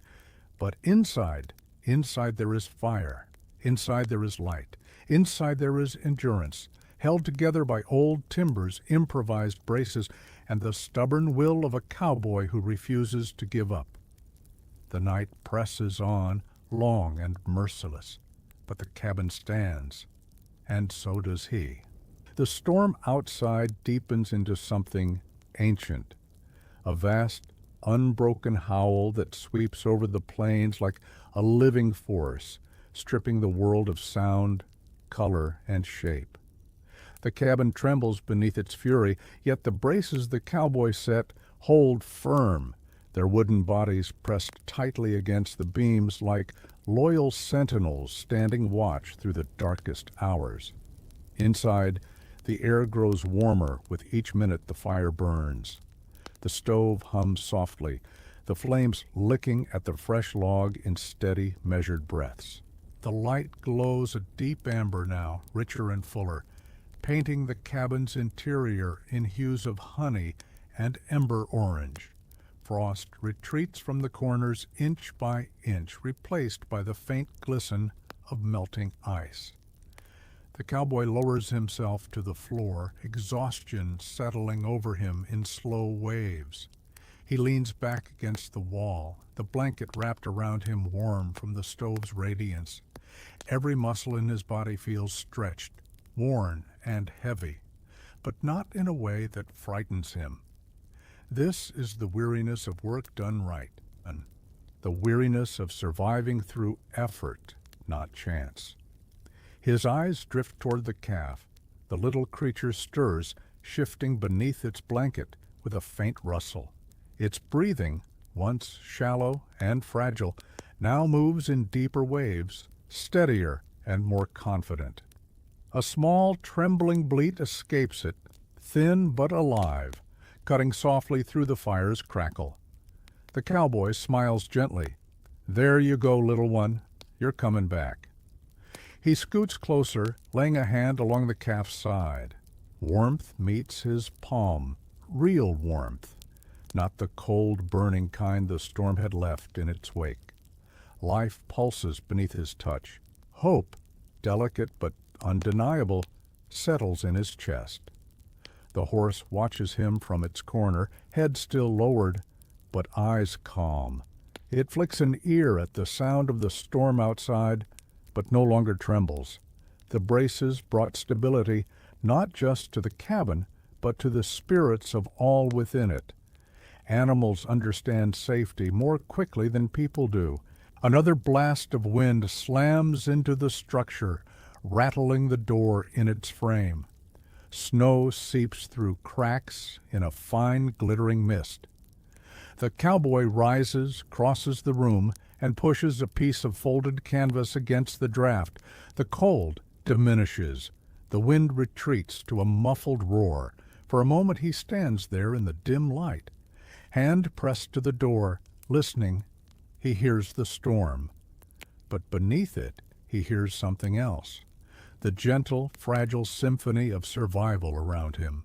The horse's steady breaths, the calf's soft, sleepy murmurs, the stove's quiet exhale of warmth. The cowboy returns to the fire, feeding it another small piece of wood just to keep the flames lively. Then he settles back down on the blankets, stretching his legs toward the stove's gentle glow. He thinks of the land beyond the storm, the plains stretching wide and open, peaceful, beneath a sky filled with endless stars.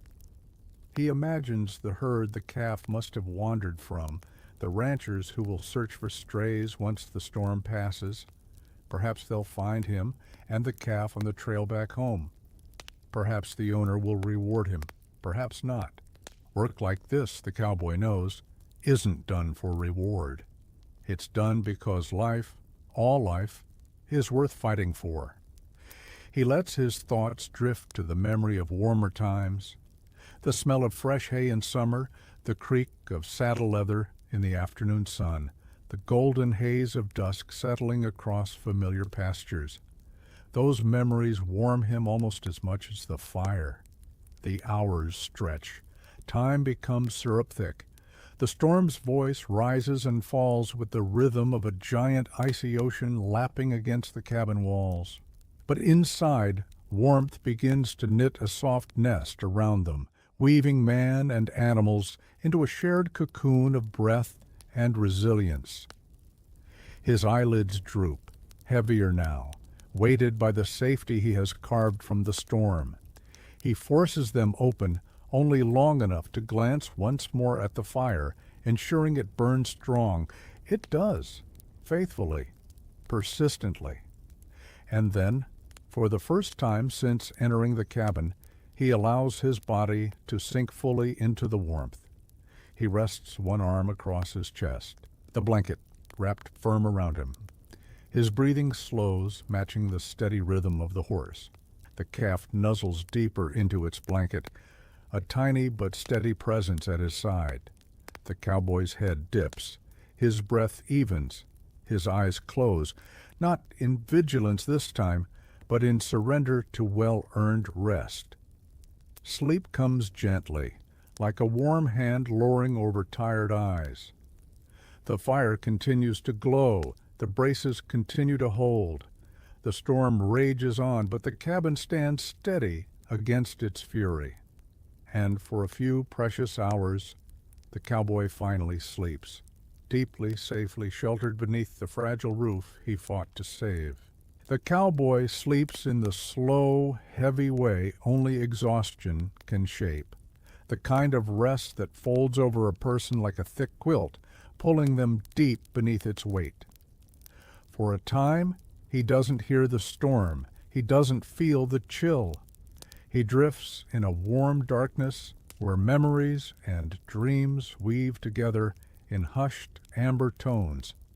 He dreams of summer, golden fields waving under gentle breezes, warm dust rising from horse hooves, his sister's laughter echoing across a quiet pasture. The smell of sun-baked earth, a world so opposite of this frozen night that it feels almost unreal, yet familiar enough to soothe him. But sleep, even deep sleep, cannot hold forever. A faint sound stirs him, soft, fragile. Like a small voice calling from very far away, the cowboy's eyes flutter open. At first, he doesn't move, letting the thin line between dream and waking fade slowly. The amber glow of the fire greets him, warm and steady, casting gentle waves of light across the wooden walls. The cabin is quieter now. The wind's assault still pounds outside, but its fury seems slightly softer, as though the storm has tired itself with long hours of rage. His muscles are stiff when he tries to sit. The cold has settled into the floorboards beneath him, creeping up through the blankets. He shifts slowly, stretching his legs toward the stove. The warmth helps, loosening the ache in his joints. Then the sound comes again, a tiny bleat, weak but clearer than before. The calf. He turns toward it, heart lifting gently. The small creature lifts its head slightly beneath the blanket, blinking up at him with dark, glossy eyes that catch the firelight. Its breathing is stronger now, no longer shallow whispers, but soft, steady pulls of air. "Well, look at you," the cowboy murmurs, sliding closer. His voice is sleep-rough, low, and warm. "Storm didn't take you, did it?" The calf nudges its muzzle toward his hand. He strokes its cheek with careful fingers, feeling the heat rising through its coat. Still faint, but worlds better than the icy stillness from before. A fragile but certain spark of life. The horse, sensing movement, lifts its head and gives a soft rumbling nicker. The cowboy glances over. The animal looks rested, though its stance still holds the residual tension of the night. He rises to his feet, joints popping quietly, and walks to the horse's side. "You too, partner," he says. He presses his forehead briefly against the horse's neck, breathing in the warm scent of hide and hay and life. "Glad to see you standin'." The horse nudges his shoulder in return, gentle, grounding. He checks the bracing beams next. His lantern, still dim but alive, casts enough light to reveal the supports he built hours earlier. The braces remain solid, wedged tightly into place. No new groans come from the roof, no ominous creaks, for now the cabin holds strong. The cowboy moves back to the stove and opens its door. Inside, a bed of glowing embers breathes softly, waiting for new fuel. He adds a fresh log, sets it gently atop the coals, and watches as the fire stretches upward, greeting the new wood with bright, eager flames. Warmth spreads again through the cabin, slow, comforting, like sunrise rolling over frost. He pours a few more drops of water into his palm and lets the calf lick them up. Its tongue is warmer now, no longer icy. He smiles at the small progress. In nights like this, survival is built from tiny victories. He unwraps a bit of dried food for himself, chewing thoughtfully while listening to the storm. The wind's pitch has changed, still fierce, but less wild, less chaotic, as though the worst of its rage has passed, and now it simply persists, because that is winter's nature. But with the storm easing even slightly, a new feeling creeps into the cabin: possibility. The cowboy wraps his blanket tighter around his shoulders and sits back near the stove. The fire's warmth settles into his bones, mixing with the fading remnants of sleep. Fatigue still lingers, but not dangerously now. He is rested enough to think clearly again. He glances toward the window. Frost still covers the glass in thick patterns, but the furious shaking of the frame has lessened. Maybe, when dawn comes, the world will begin to reappear. Maybe the white shroud will lift just enough to see the land again, to find direction, to chart a way back, to reunite the calf with the herd that lost it.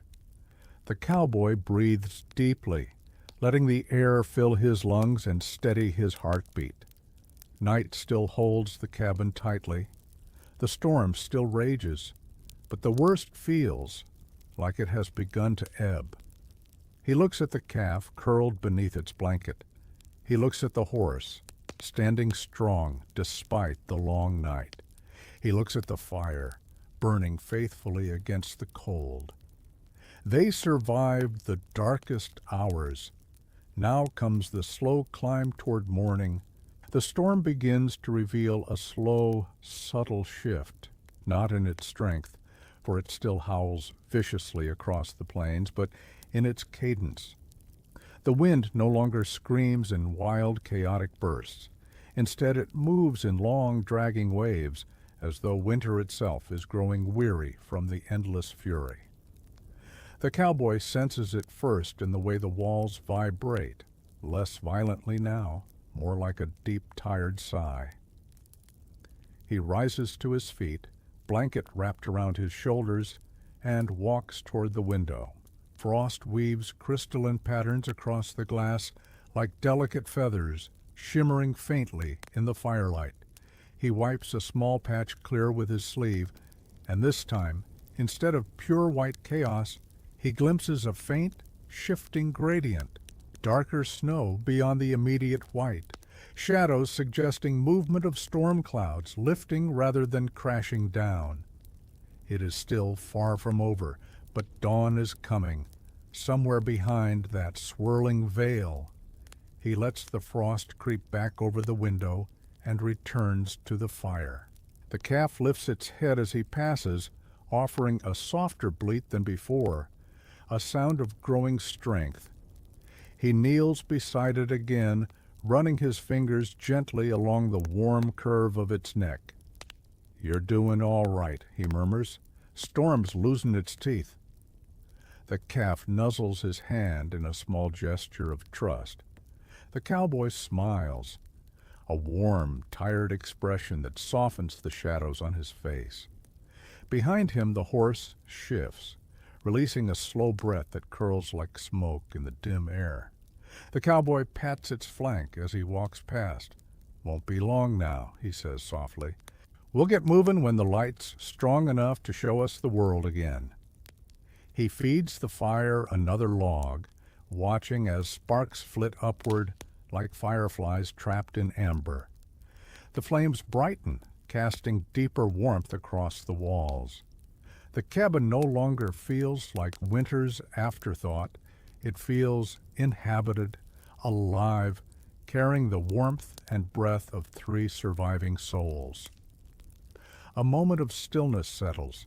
It is rare in a storm like this, a patch of quiet where breath becomes visible, thoughts become clearer, and the world outside temporarily loosens its grip. The cowboy uses this stillness to check his gear. Saddle, blanket, rope, tools. Everything rests near the stove, drying slowly. Even his coat, once stiff with frozen wind, now feels almost flexible again as he lifts it, testing the weight, the warmth. He sets it aside and returns to the center of the room. But as he kneels to adjust one of the braces supporting the ceiling, a faint sound pricks at his attention. A distant crack, sharp, clean, echoing faintly through the storm. He freezes, breath caught halfway in his chest. Not the cabin this time, not the roof. This sound came from outside. The horse stiffens, ears pointed. The calf's small body tenses under the blanket. The cowboy rises slowly, scanning the cabin walls, listening with absolute stillness. Another crack, this one louder. Then a long, rumbling groan from somewhere far across the plains. His brow furrows. He knows that sound. It's the noise of snow shifting on a massive scale, a drift collapsing, a frozen ridge breaking under its own weight.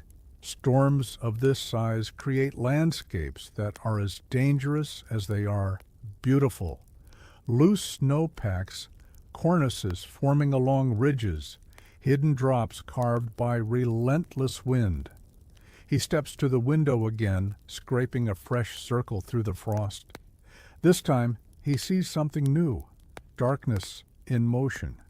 A vague, fog-like wall shifting slowly through the storm. Not animals, not a person, something larger. A snow wave like a slow-rolling avalanche pushed across the plains by wind alone, reshaping the land beneath it.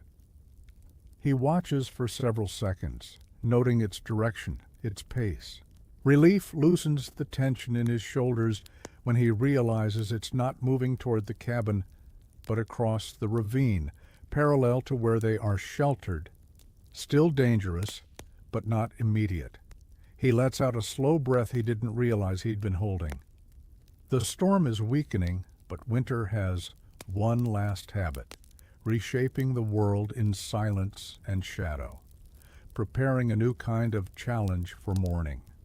He leaves the window and returns to the fire, sitting cross-legged on the floor. The warmth gathers around him, soft but persistent. He places his palms toward the stove, letting the heat seep into his skin. His eyes fall half-closed as he listens to the shrinking roar of the storm and the steady breathing of the animals beside him. After a while he speaks softly, not to the horse, not to the calf, but to the night itself. Whatever tomorrow looks like, we'll meet it head-on. The words drift through the dim cabin like a vow, warm as the firelight. Outside, the storm continues its long, slow passage. Inside, strength gathers quietly. And as the night deepens toward dawn, the cowboy feels something stirring in his chest. Not fear, not exhaustion, but a renewed, steady resolve. Morning is coming, and they will be ready for it. Morning does not arrive in a burst of sunlight or the lifting of a curtain. Instead, it enters the world slowly, shy, pale, and uncertain, filtered through the thick remnants of the storm. The wind eases first, quieting from a scream to a whisper, then to a distant hum. Snow continues to fall, but gently now, drifting like soft feathers settling after a long night of battle. The cowboy awakens to this subtle shift, blinking himself back from the edges of a dream. He does not rise at once.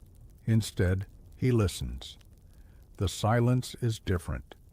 Not the heavy, oppressive quiet of a world smothered by storm, but a gentler hush, one that suggests the worst has passed. His breath curls softly into the air as he sits up, joints stiff, muscles sore but functional. The cabin holds a faint warmth, enough that the cold doesn't bite immediately. The fire in the stove has dwindled to a bed of glowing red embers, breathing slow and steady like a heart at rest. He rises with a soft groan, stretching each limb carefully. Sleep helped, but his body feels like it has lived a year in a single night. The horse lifts its head as he moves, offering a low nicker. A greeting, a check-in. The cowboy pats its neck gently. "Mornin', looks like we made it." Then he turns to the calf. The small creature blinks up at him, brighter now, its eyes clearer, more alert. When he removes part of the blanket to check its warmth, a wave of relief washes through him. Its coat radiates heat, real heat, not the fragile flicker it had clung to the night before. "Well now," he says softly, "you've got some fight in you after all." He retrieves his canteen, now fully thawed, and offers the calf a little more water. It drinks eagerly, nudging his hand for more. He laughs under his breath, a tired, warm sound. Easy there, step at a time.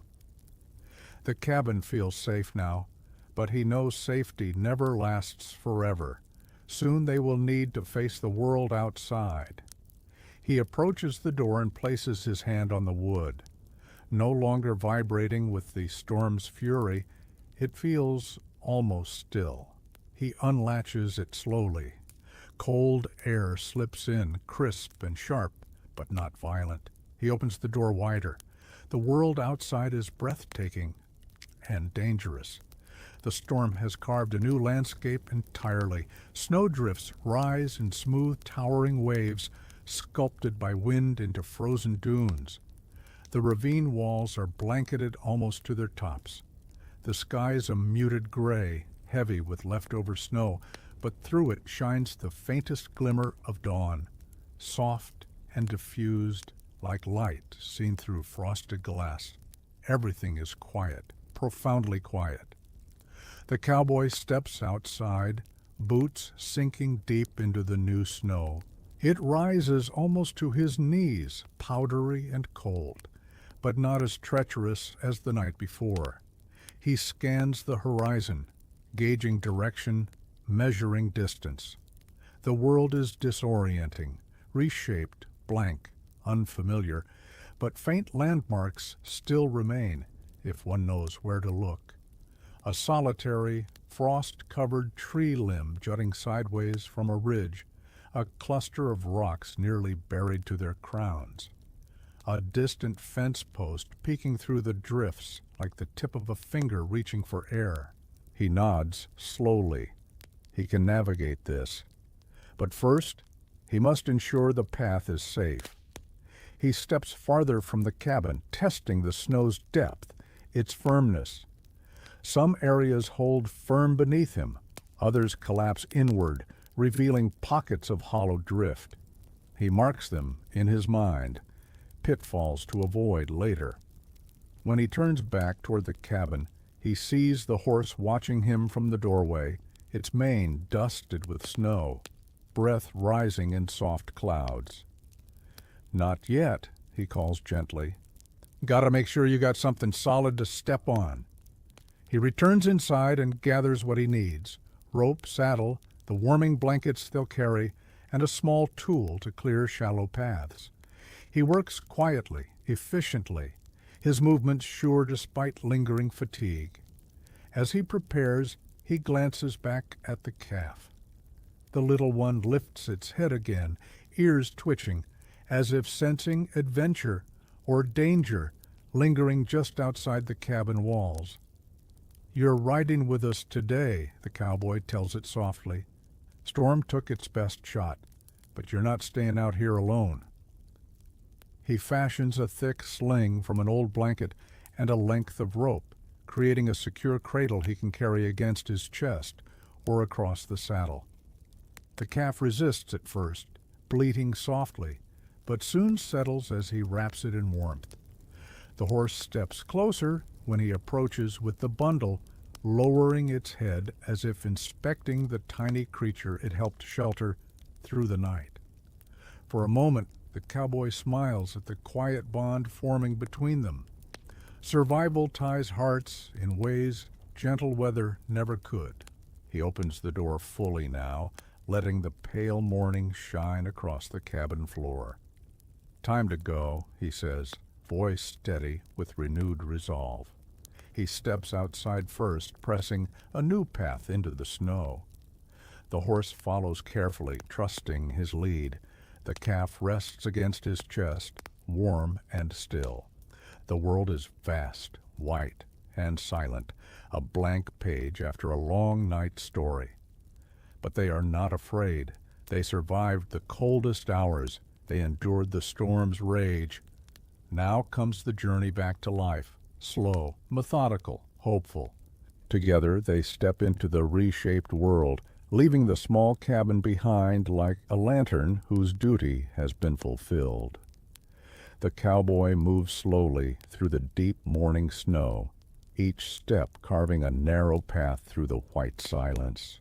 The calf, cradled securely in the makeshift sling, rests its head against his chest. Its warmth spreads gently through the layers of cloth and into his body, a living reminder of why he must keep moving, no matter how heavy the world feels beneath his boots. The horse follows close behind, placing its hooves carefully in the trail he breaks. Steam rises from its nostrils, drifting into the cold air like tiny clouds that dissolve almost immediately. The animal's ears flick back and forth, alert to every distant sound. Though the world is so muffled by snow, it seems to have forgotten how to speak. The cowboy pauses near the mouth of the ravine and surveys the landscape that had transformed overnight. It's unrecognizable. Where valleys once dipped gently, countless white ridges now rise like frozen sea waves. Drifts taller than a horse lean against ridgelines, sculpted by wind into curves that gleam faintly in the pale morning light. The path they traveled the night before has vanished beneath the storm's heavy hand, replaced by new shapes and hidden dangers. A sigh leaves him, slow and deliberate. "This'll be a long one," he murmurs to the calf, though the words are mostly for himself. He studies the general direction of the fence line, or where it should be, based on memory, and the faint markers still jutting through the snow. A single tall post leans awkwardly, ice clinging to it in thick layers. Seeing it feels like seeing an old friend waving from across a white ocean. The cowboy adjusts the sling so the calf is snug and secure, then gently takes the horse's reins. They begin the climb out of the ravine. Snow rises nearly to the cowboy's thighs at some points, forcing him to push upward in slow, deliberate lifts. He keeps his weight centered, careful not to lose balance with the young calf pressed close to his chest. The horse struggles too, muscles trembling as it heaves its way upward. Occasionally it stops, sides heaving, and he gives it patience, rubbing its neck, murmuring encouragement in a soft, gravelly tone. When they finally reach the top, the plains open before them, vast, white, endless. The wind has calmed to a chilled whisper, gliding over the snow like a cautious guest. The sky remains a muted gray, but no longer threatens to fall. Now comes the careful part, choosing a route. The cowboy squints into the distance, searching for anything familiar.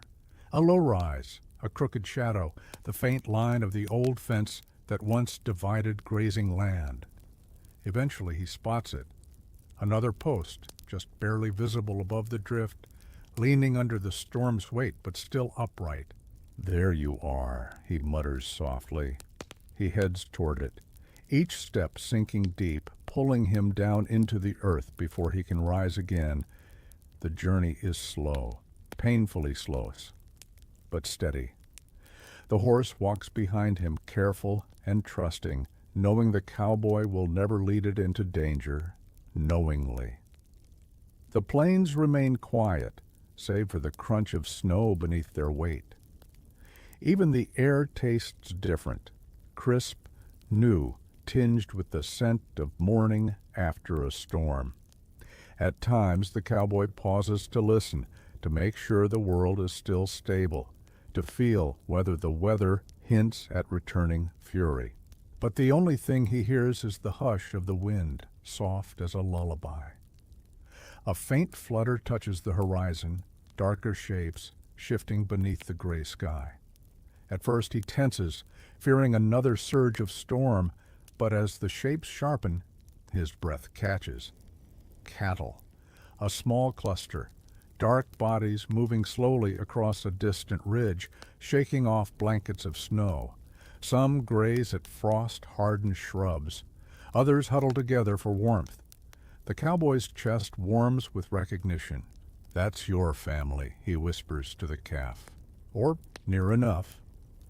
He adjusts his grip on the reins and guides the horse toward the distant herd. As they draw closer, the cattle lift their heads, steam rising from their muzzles. A few step forward, curious. One cow pushes through the group, letting out a loud questioning low that echoes faintly across the frozen plain. The calf stirs, bleating softly. The cowboy kneels and carefully unwraps the sling, easing the young creature onto its unsteady legs. The calf wobbles, legs trembling, but manages to remain upright. It lets out another bleat, stronger now, and the cow answers with a deep, resonant call.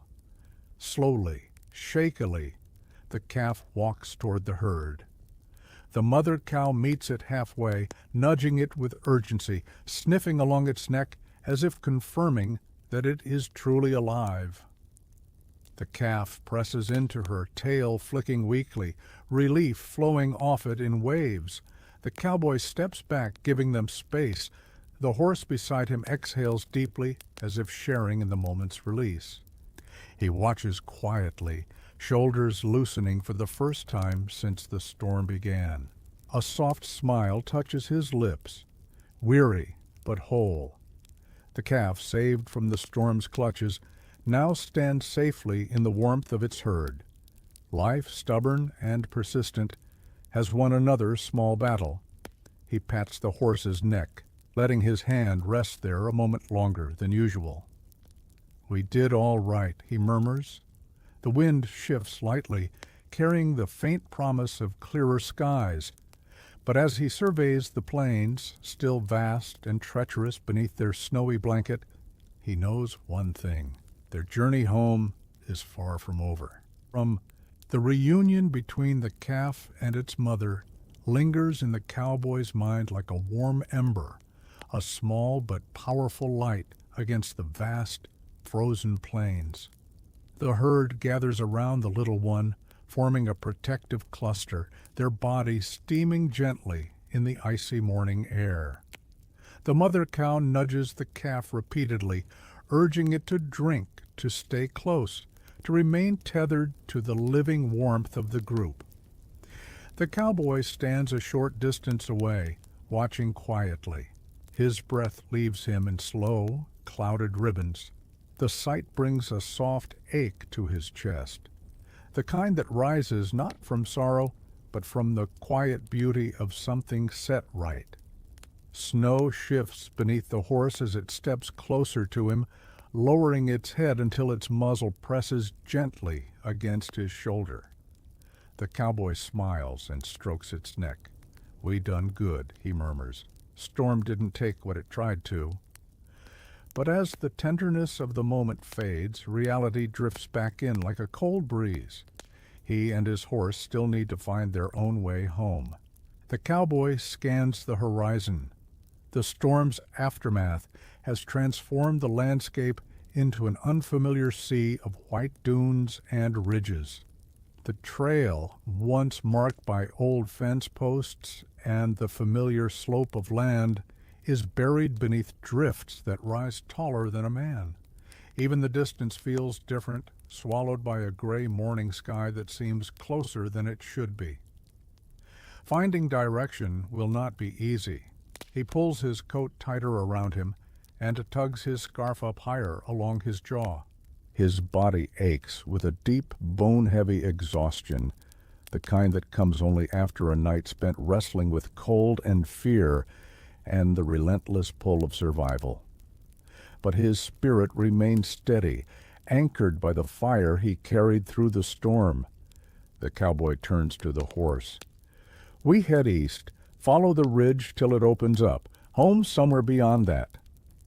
The horse flicks an ear, understanding enough to trust. He begins walking, leading the horse away from the herd. The snow is deep, but not as treacherous as earlier. Some drifts hold firm beneath his feet. Others collapse, pulling him inward before he can lift his boot free. Each step requires patience, rhythm, and careful attention to the land. The sky shifts slowly above them. Pale light bleeds through thinning clouds, stretching across the plains like a faint silver tide. The storm is gone now, leaving behind only its evidence, a world reshaped, quieted, and reborn in white. As they walk, the cowboy notices small signs of life returning to the surface. A lone magpie perched atop a snow-laden branch, feathers puffed for warmth. Tracks of a rabbit cutting diagonal lines through the drifts. The faint imprint of wind-carved patterns, shimmering like waves frozen mid-motion. Signs that the world, though changed, still breathes. But even as nature stirs, danger remains. The snow conceals dips, gullies, and hidden ice. Twice the cowboy nearly missteps into hollows carved by the wind. Each time the horse snorts a warning, pulling him back with a gentle tug on the reins. "Good eye," he says softly. "Keep me straight." Together they continue across the plains, moving toward the distant ridge. The cowboy's legs feel heavy, as though the storm left weights strapped to his boots. His breath burns cold in his lungs. His hands ache despite being tucked inside thick gloves. But he moves anyway. Forward is the only direction there is. As they near the ridge, the wind kicks up again, not with fury, but with the restless energy of a world settling itself after chaos. Snowflakes drift lazily, catching against the cowboy's eyelashes. The horse steps with deliberate caution, its hooves crunching through layered crust. They reach the top of the ridge. Below them stretches a wide valley, untouched, almost untouched, save for a single dark line cutting through the whiteness. A road, half buried, covered by drifts, but unmistakable. Relief washes through the cowboy's weary body. He steps forward, breathing deeply. Looks like the storm didn't swallow everything. He begins descending the ridge, guiding the horse down the slope. The snow here is less deep, though uneven, with patches of ice hidden beneath. When they finally reach the road, he taps his boot against the frozen surface, testing its firmness. The trail home is long, but now it is tangible.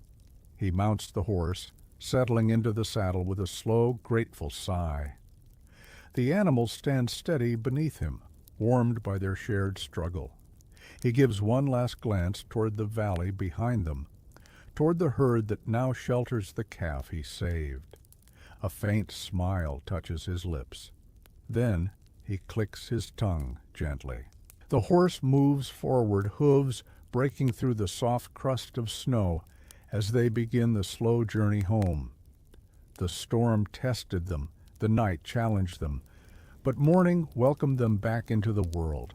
Step by step they vanish into the white horizon, the cowboy and his faithful mount, following the faint echo of a road that promises warmth, rest, and the distant lights of home.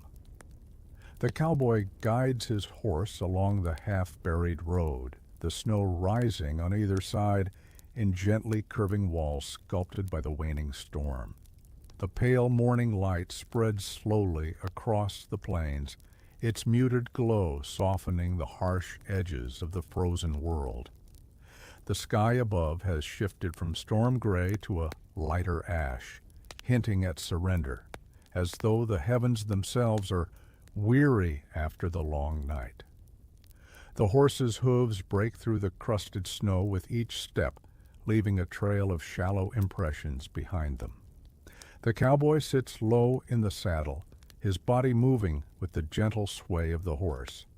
Every muscle aches, some from strain, others from cold, but all from survival. He adjusts his scarf higher around his face, tucking it into his coat to combat the wind that still carries winter's sharp bite. For a while, the only sound is the rhythmic crunch of hooves and the soft whisper of wind sweeping across the open vastness. The cowboy finds himself thinking about the cabin, now a small, lonely shape behind him, swallowed slowly by distance and drifting snow. A refuge in the storm, four walls that held firm beneath howling skies.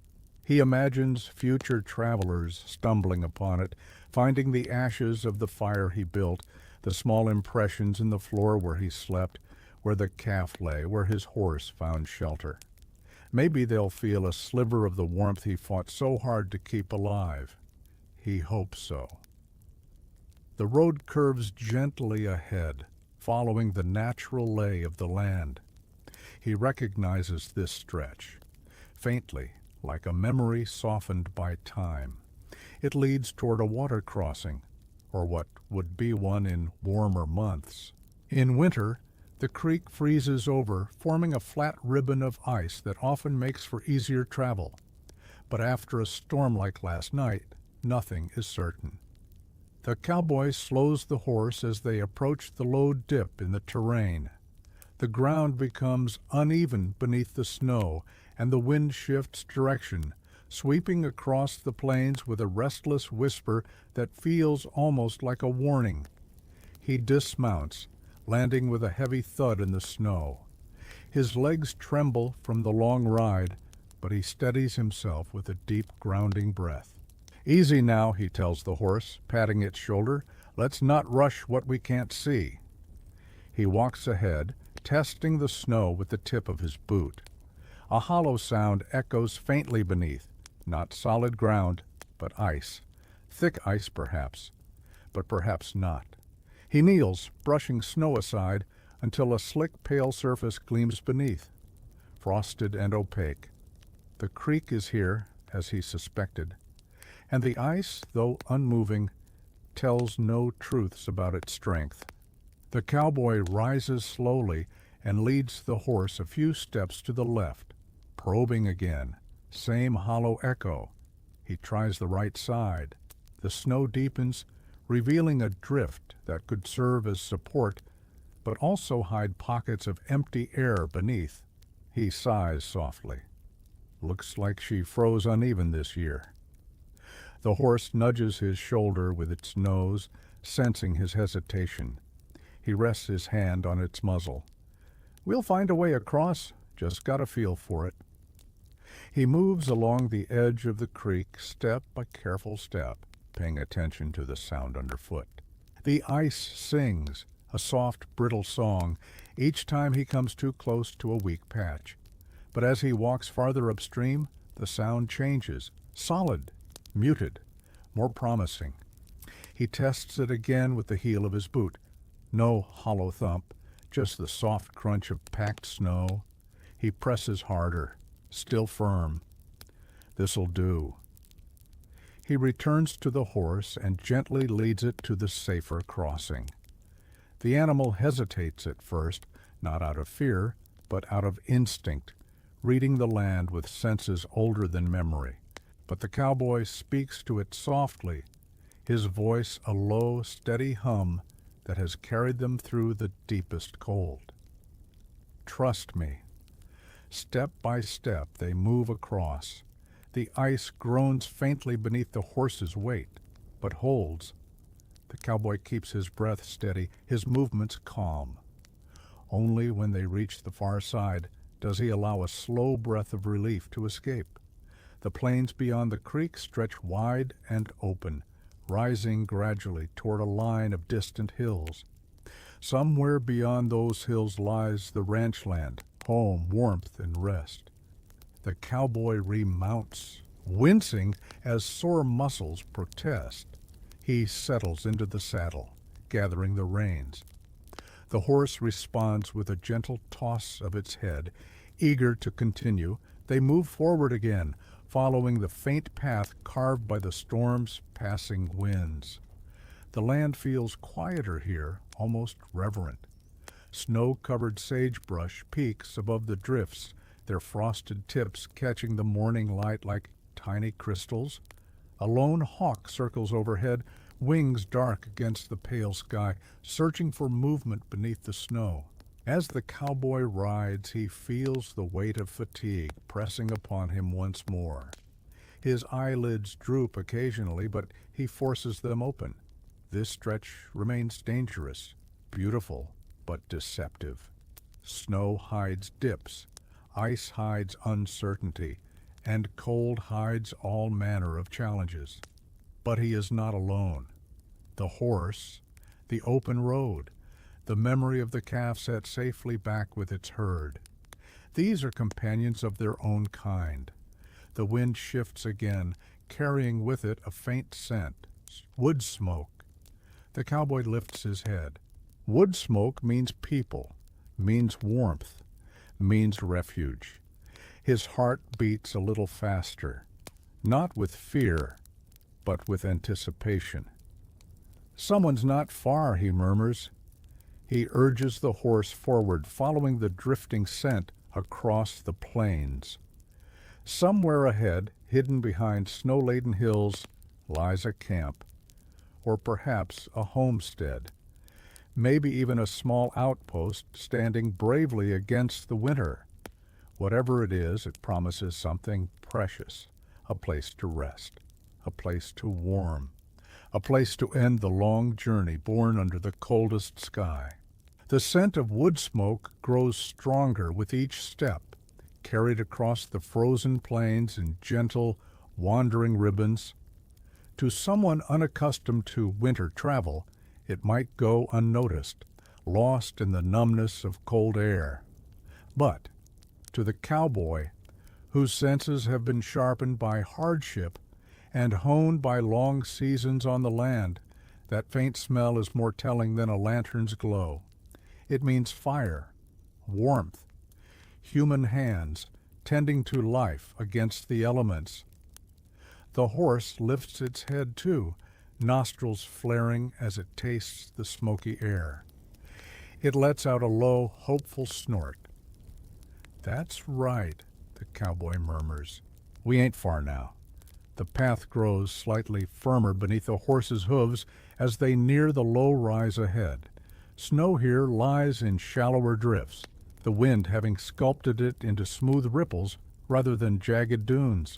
The light brightens subtly, not sunshine, but the late morning glow pressing through the thinning clouds like a tired lantern trying to burn brighter. After climbing halfway up the rise, the cowboy pauses to survey the land below. At first all he sees is snow, white, endless, rolling into the horizon like a frozen sea. But then the shapes begin to appear, faint, rounded, smoky gray outlines half buried beneath white waves. Buildings, a cluster of them. Not many, perhaps 2 or 3, but unmistakably there. A small homestead. The cowboy's chest warms, not with heat, but with the steady pulse of relief. Shelter tonight might not be just a hope, but a guarantee. He clicks his tongue gently, guiding the horse toward the slope's crest. When they reach the top, the full shape of the homestead reveals itself. A sturdy cabin with a slanted roof sagging under heavy snow. A shed beside it. A small fenced corral, mostly swallowed by drifts. From the cabin's chimney rises a thin wisp of smoke, curling upward into the gray sky like a quiet signal of life. "Reckon someone toughed out the storm," the cowboy says softly. The horse lets out a breath that curls into the air like fog. They descend the ridge slowly, carefully, mindful of hidden dips beneath the snow.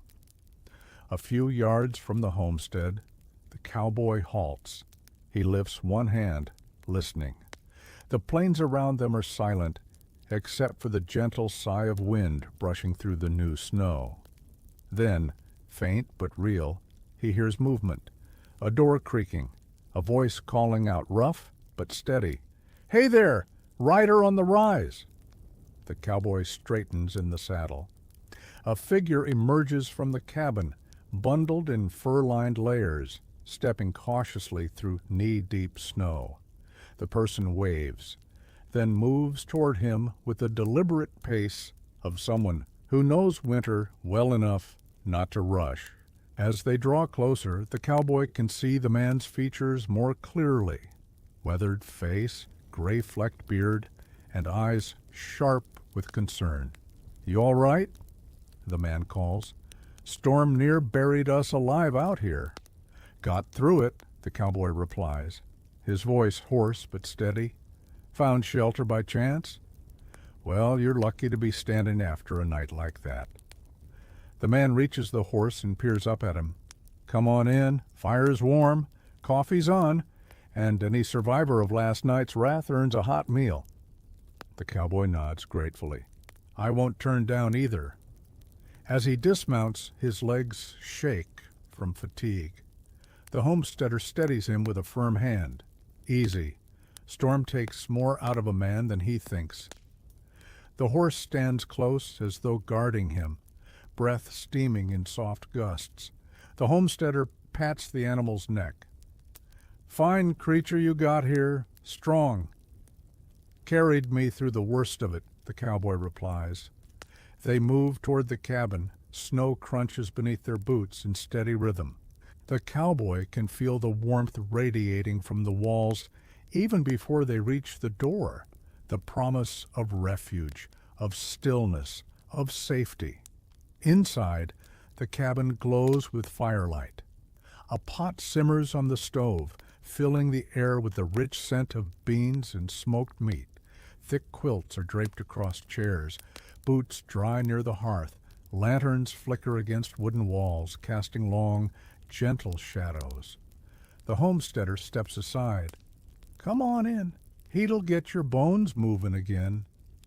The cowboy leads his horse to the shed first, bedding it down with hay and blankets the homesteader provides. Only when the animal is safe and warm does he return to the cabin. He steps through the doorway, and the warmth hits him like a soft embrace. Heat soothes his frozen fingers. Light eases the tightness in his chest. The smell of hot food reaches places cold had numbed. For the first time since the storm began, he feels not just safe, but welcomed. He removes his coat slowly, carefully, and lowers himself into a wooden chair near the fire. The homesteader hands him a steaming cup of coffee. "Reckon you've earned this more than most." The cowboy wraps his hands around the warm tin cup, savoring the heat, feeling life return to his limbs. "Thank you," he murmurs. "Stormnear took us all." The homesteader nods. "Aye, but you're here now. That counts for something."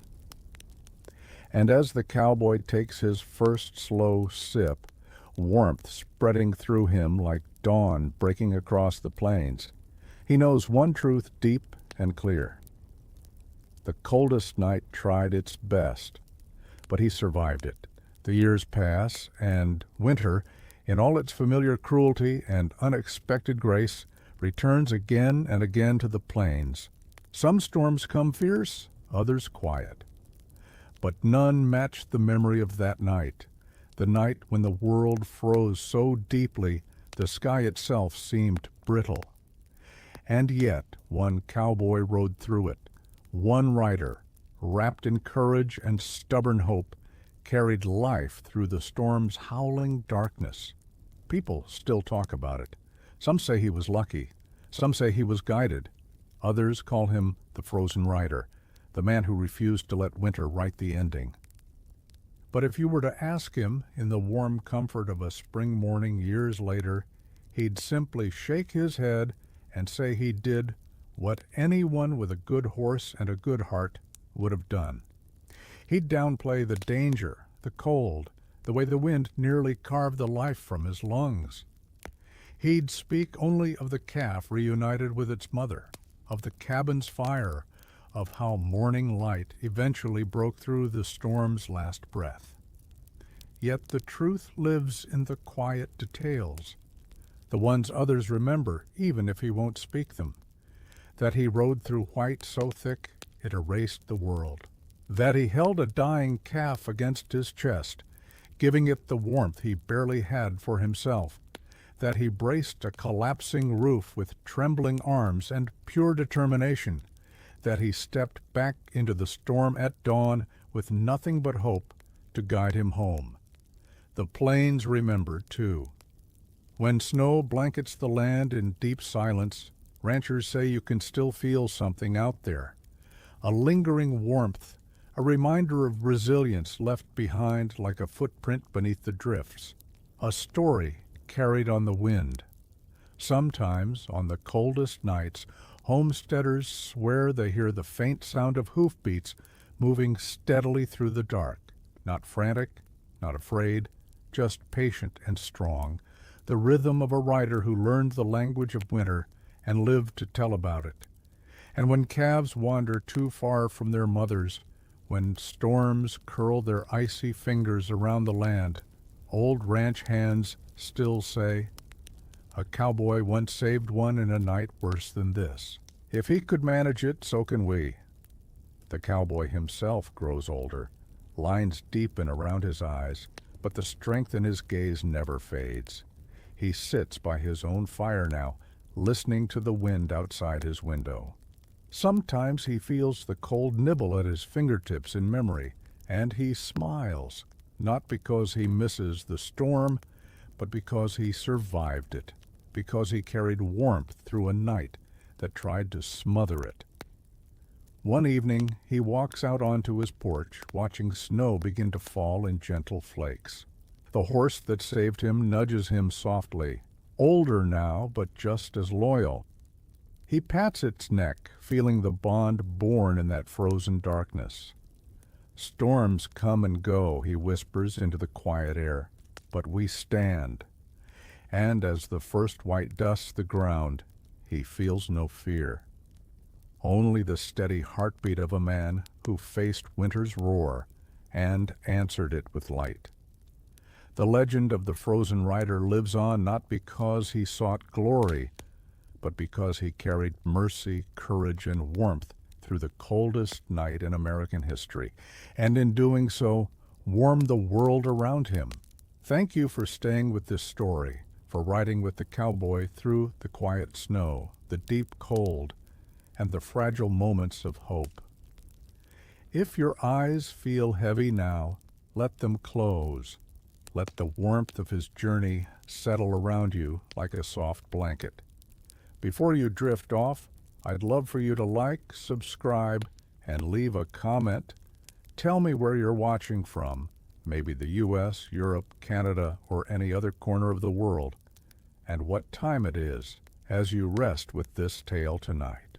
May your breath slow, may your thoughts soften, and may sleep come to you gently, like morning light after the longest storm. Good night, traveler.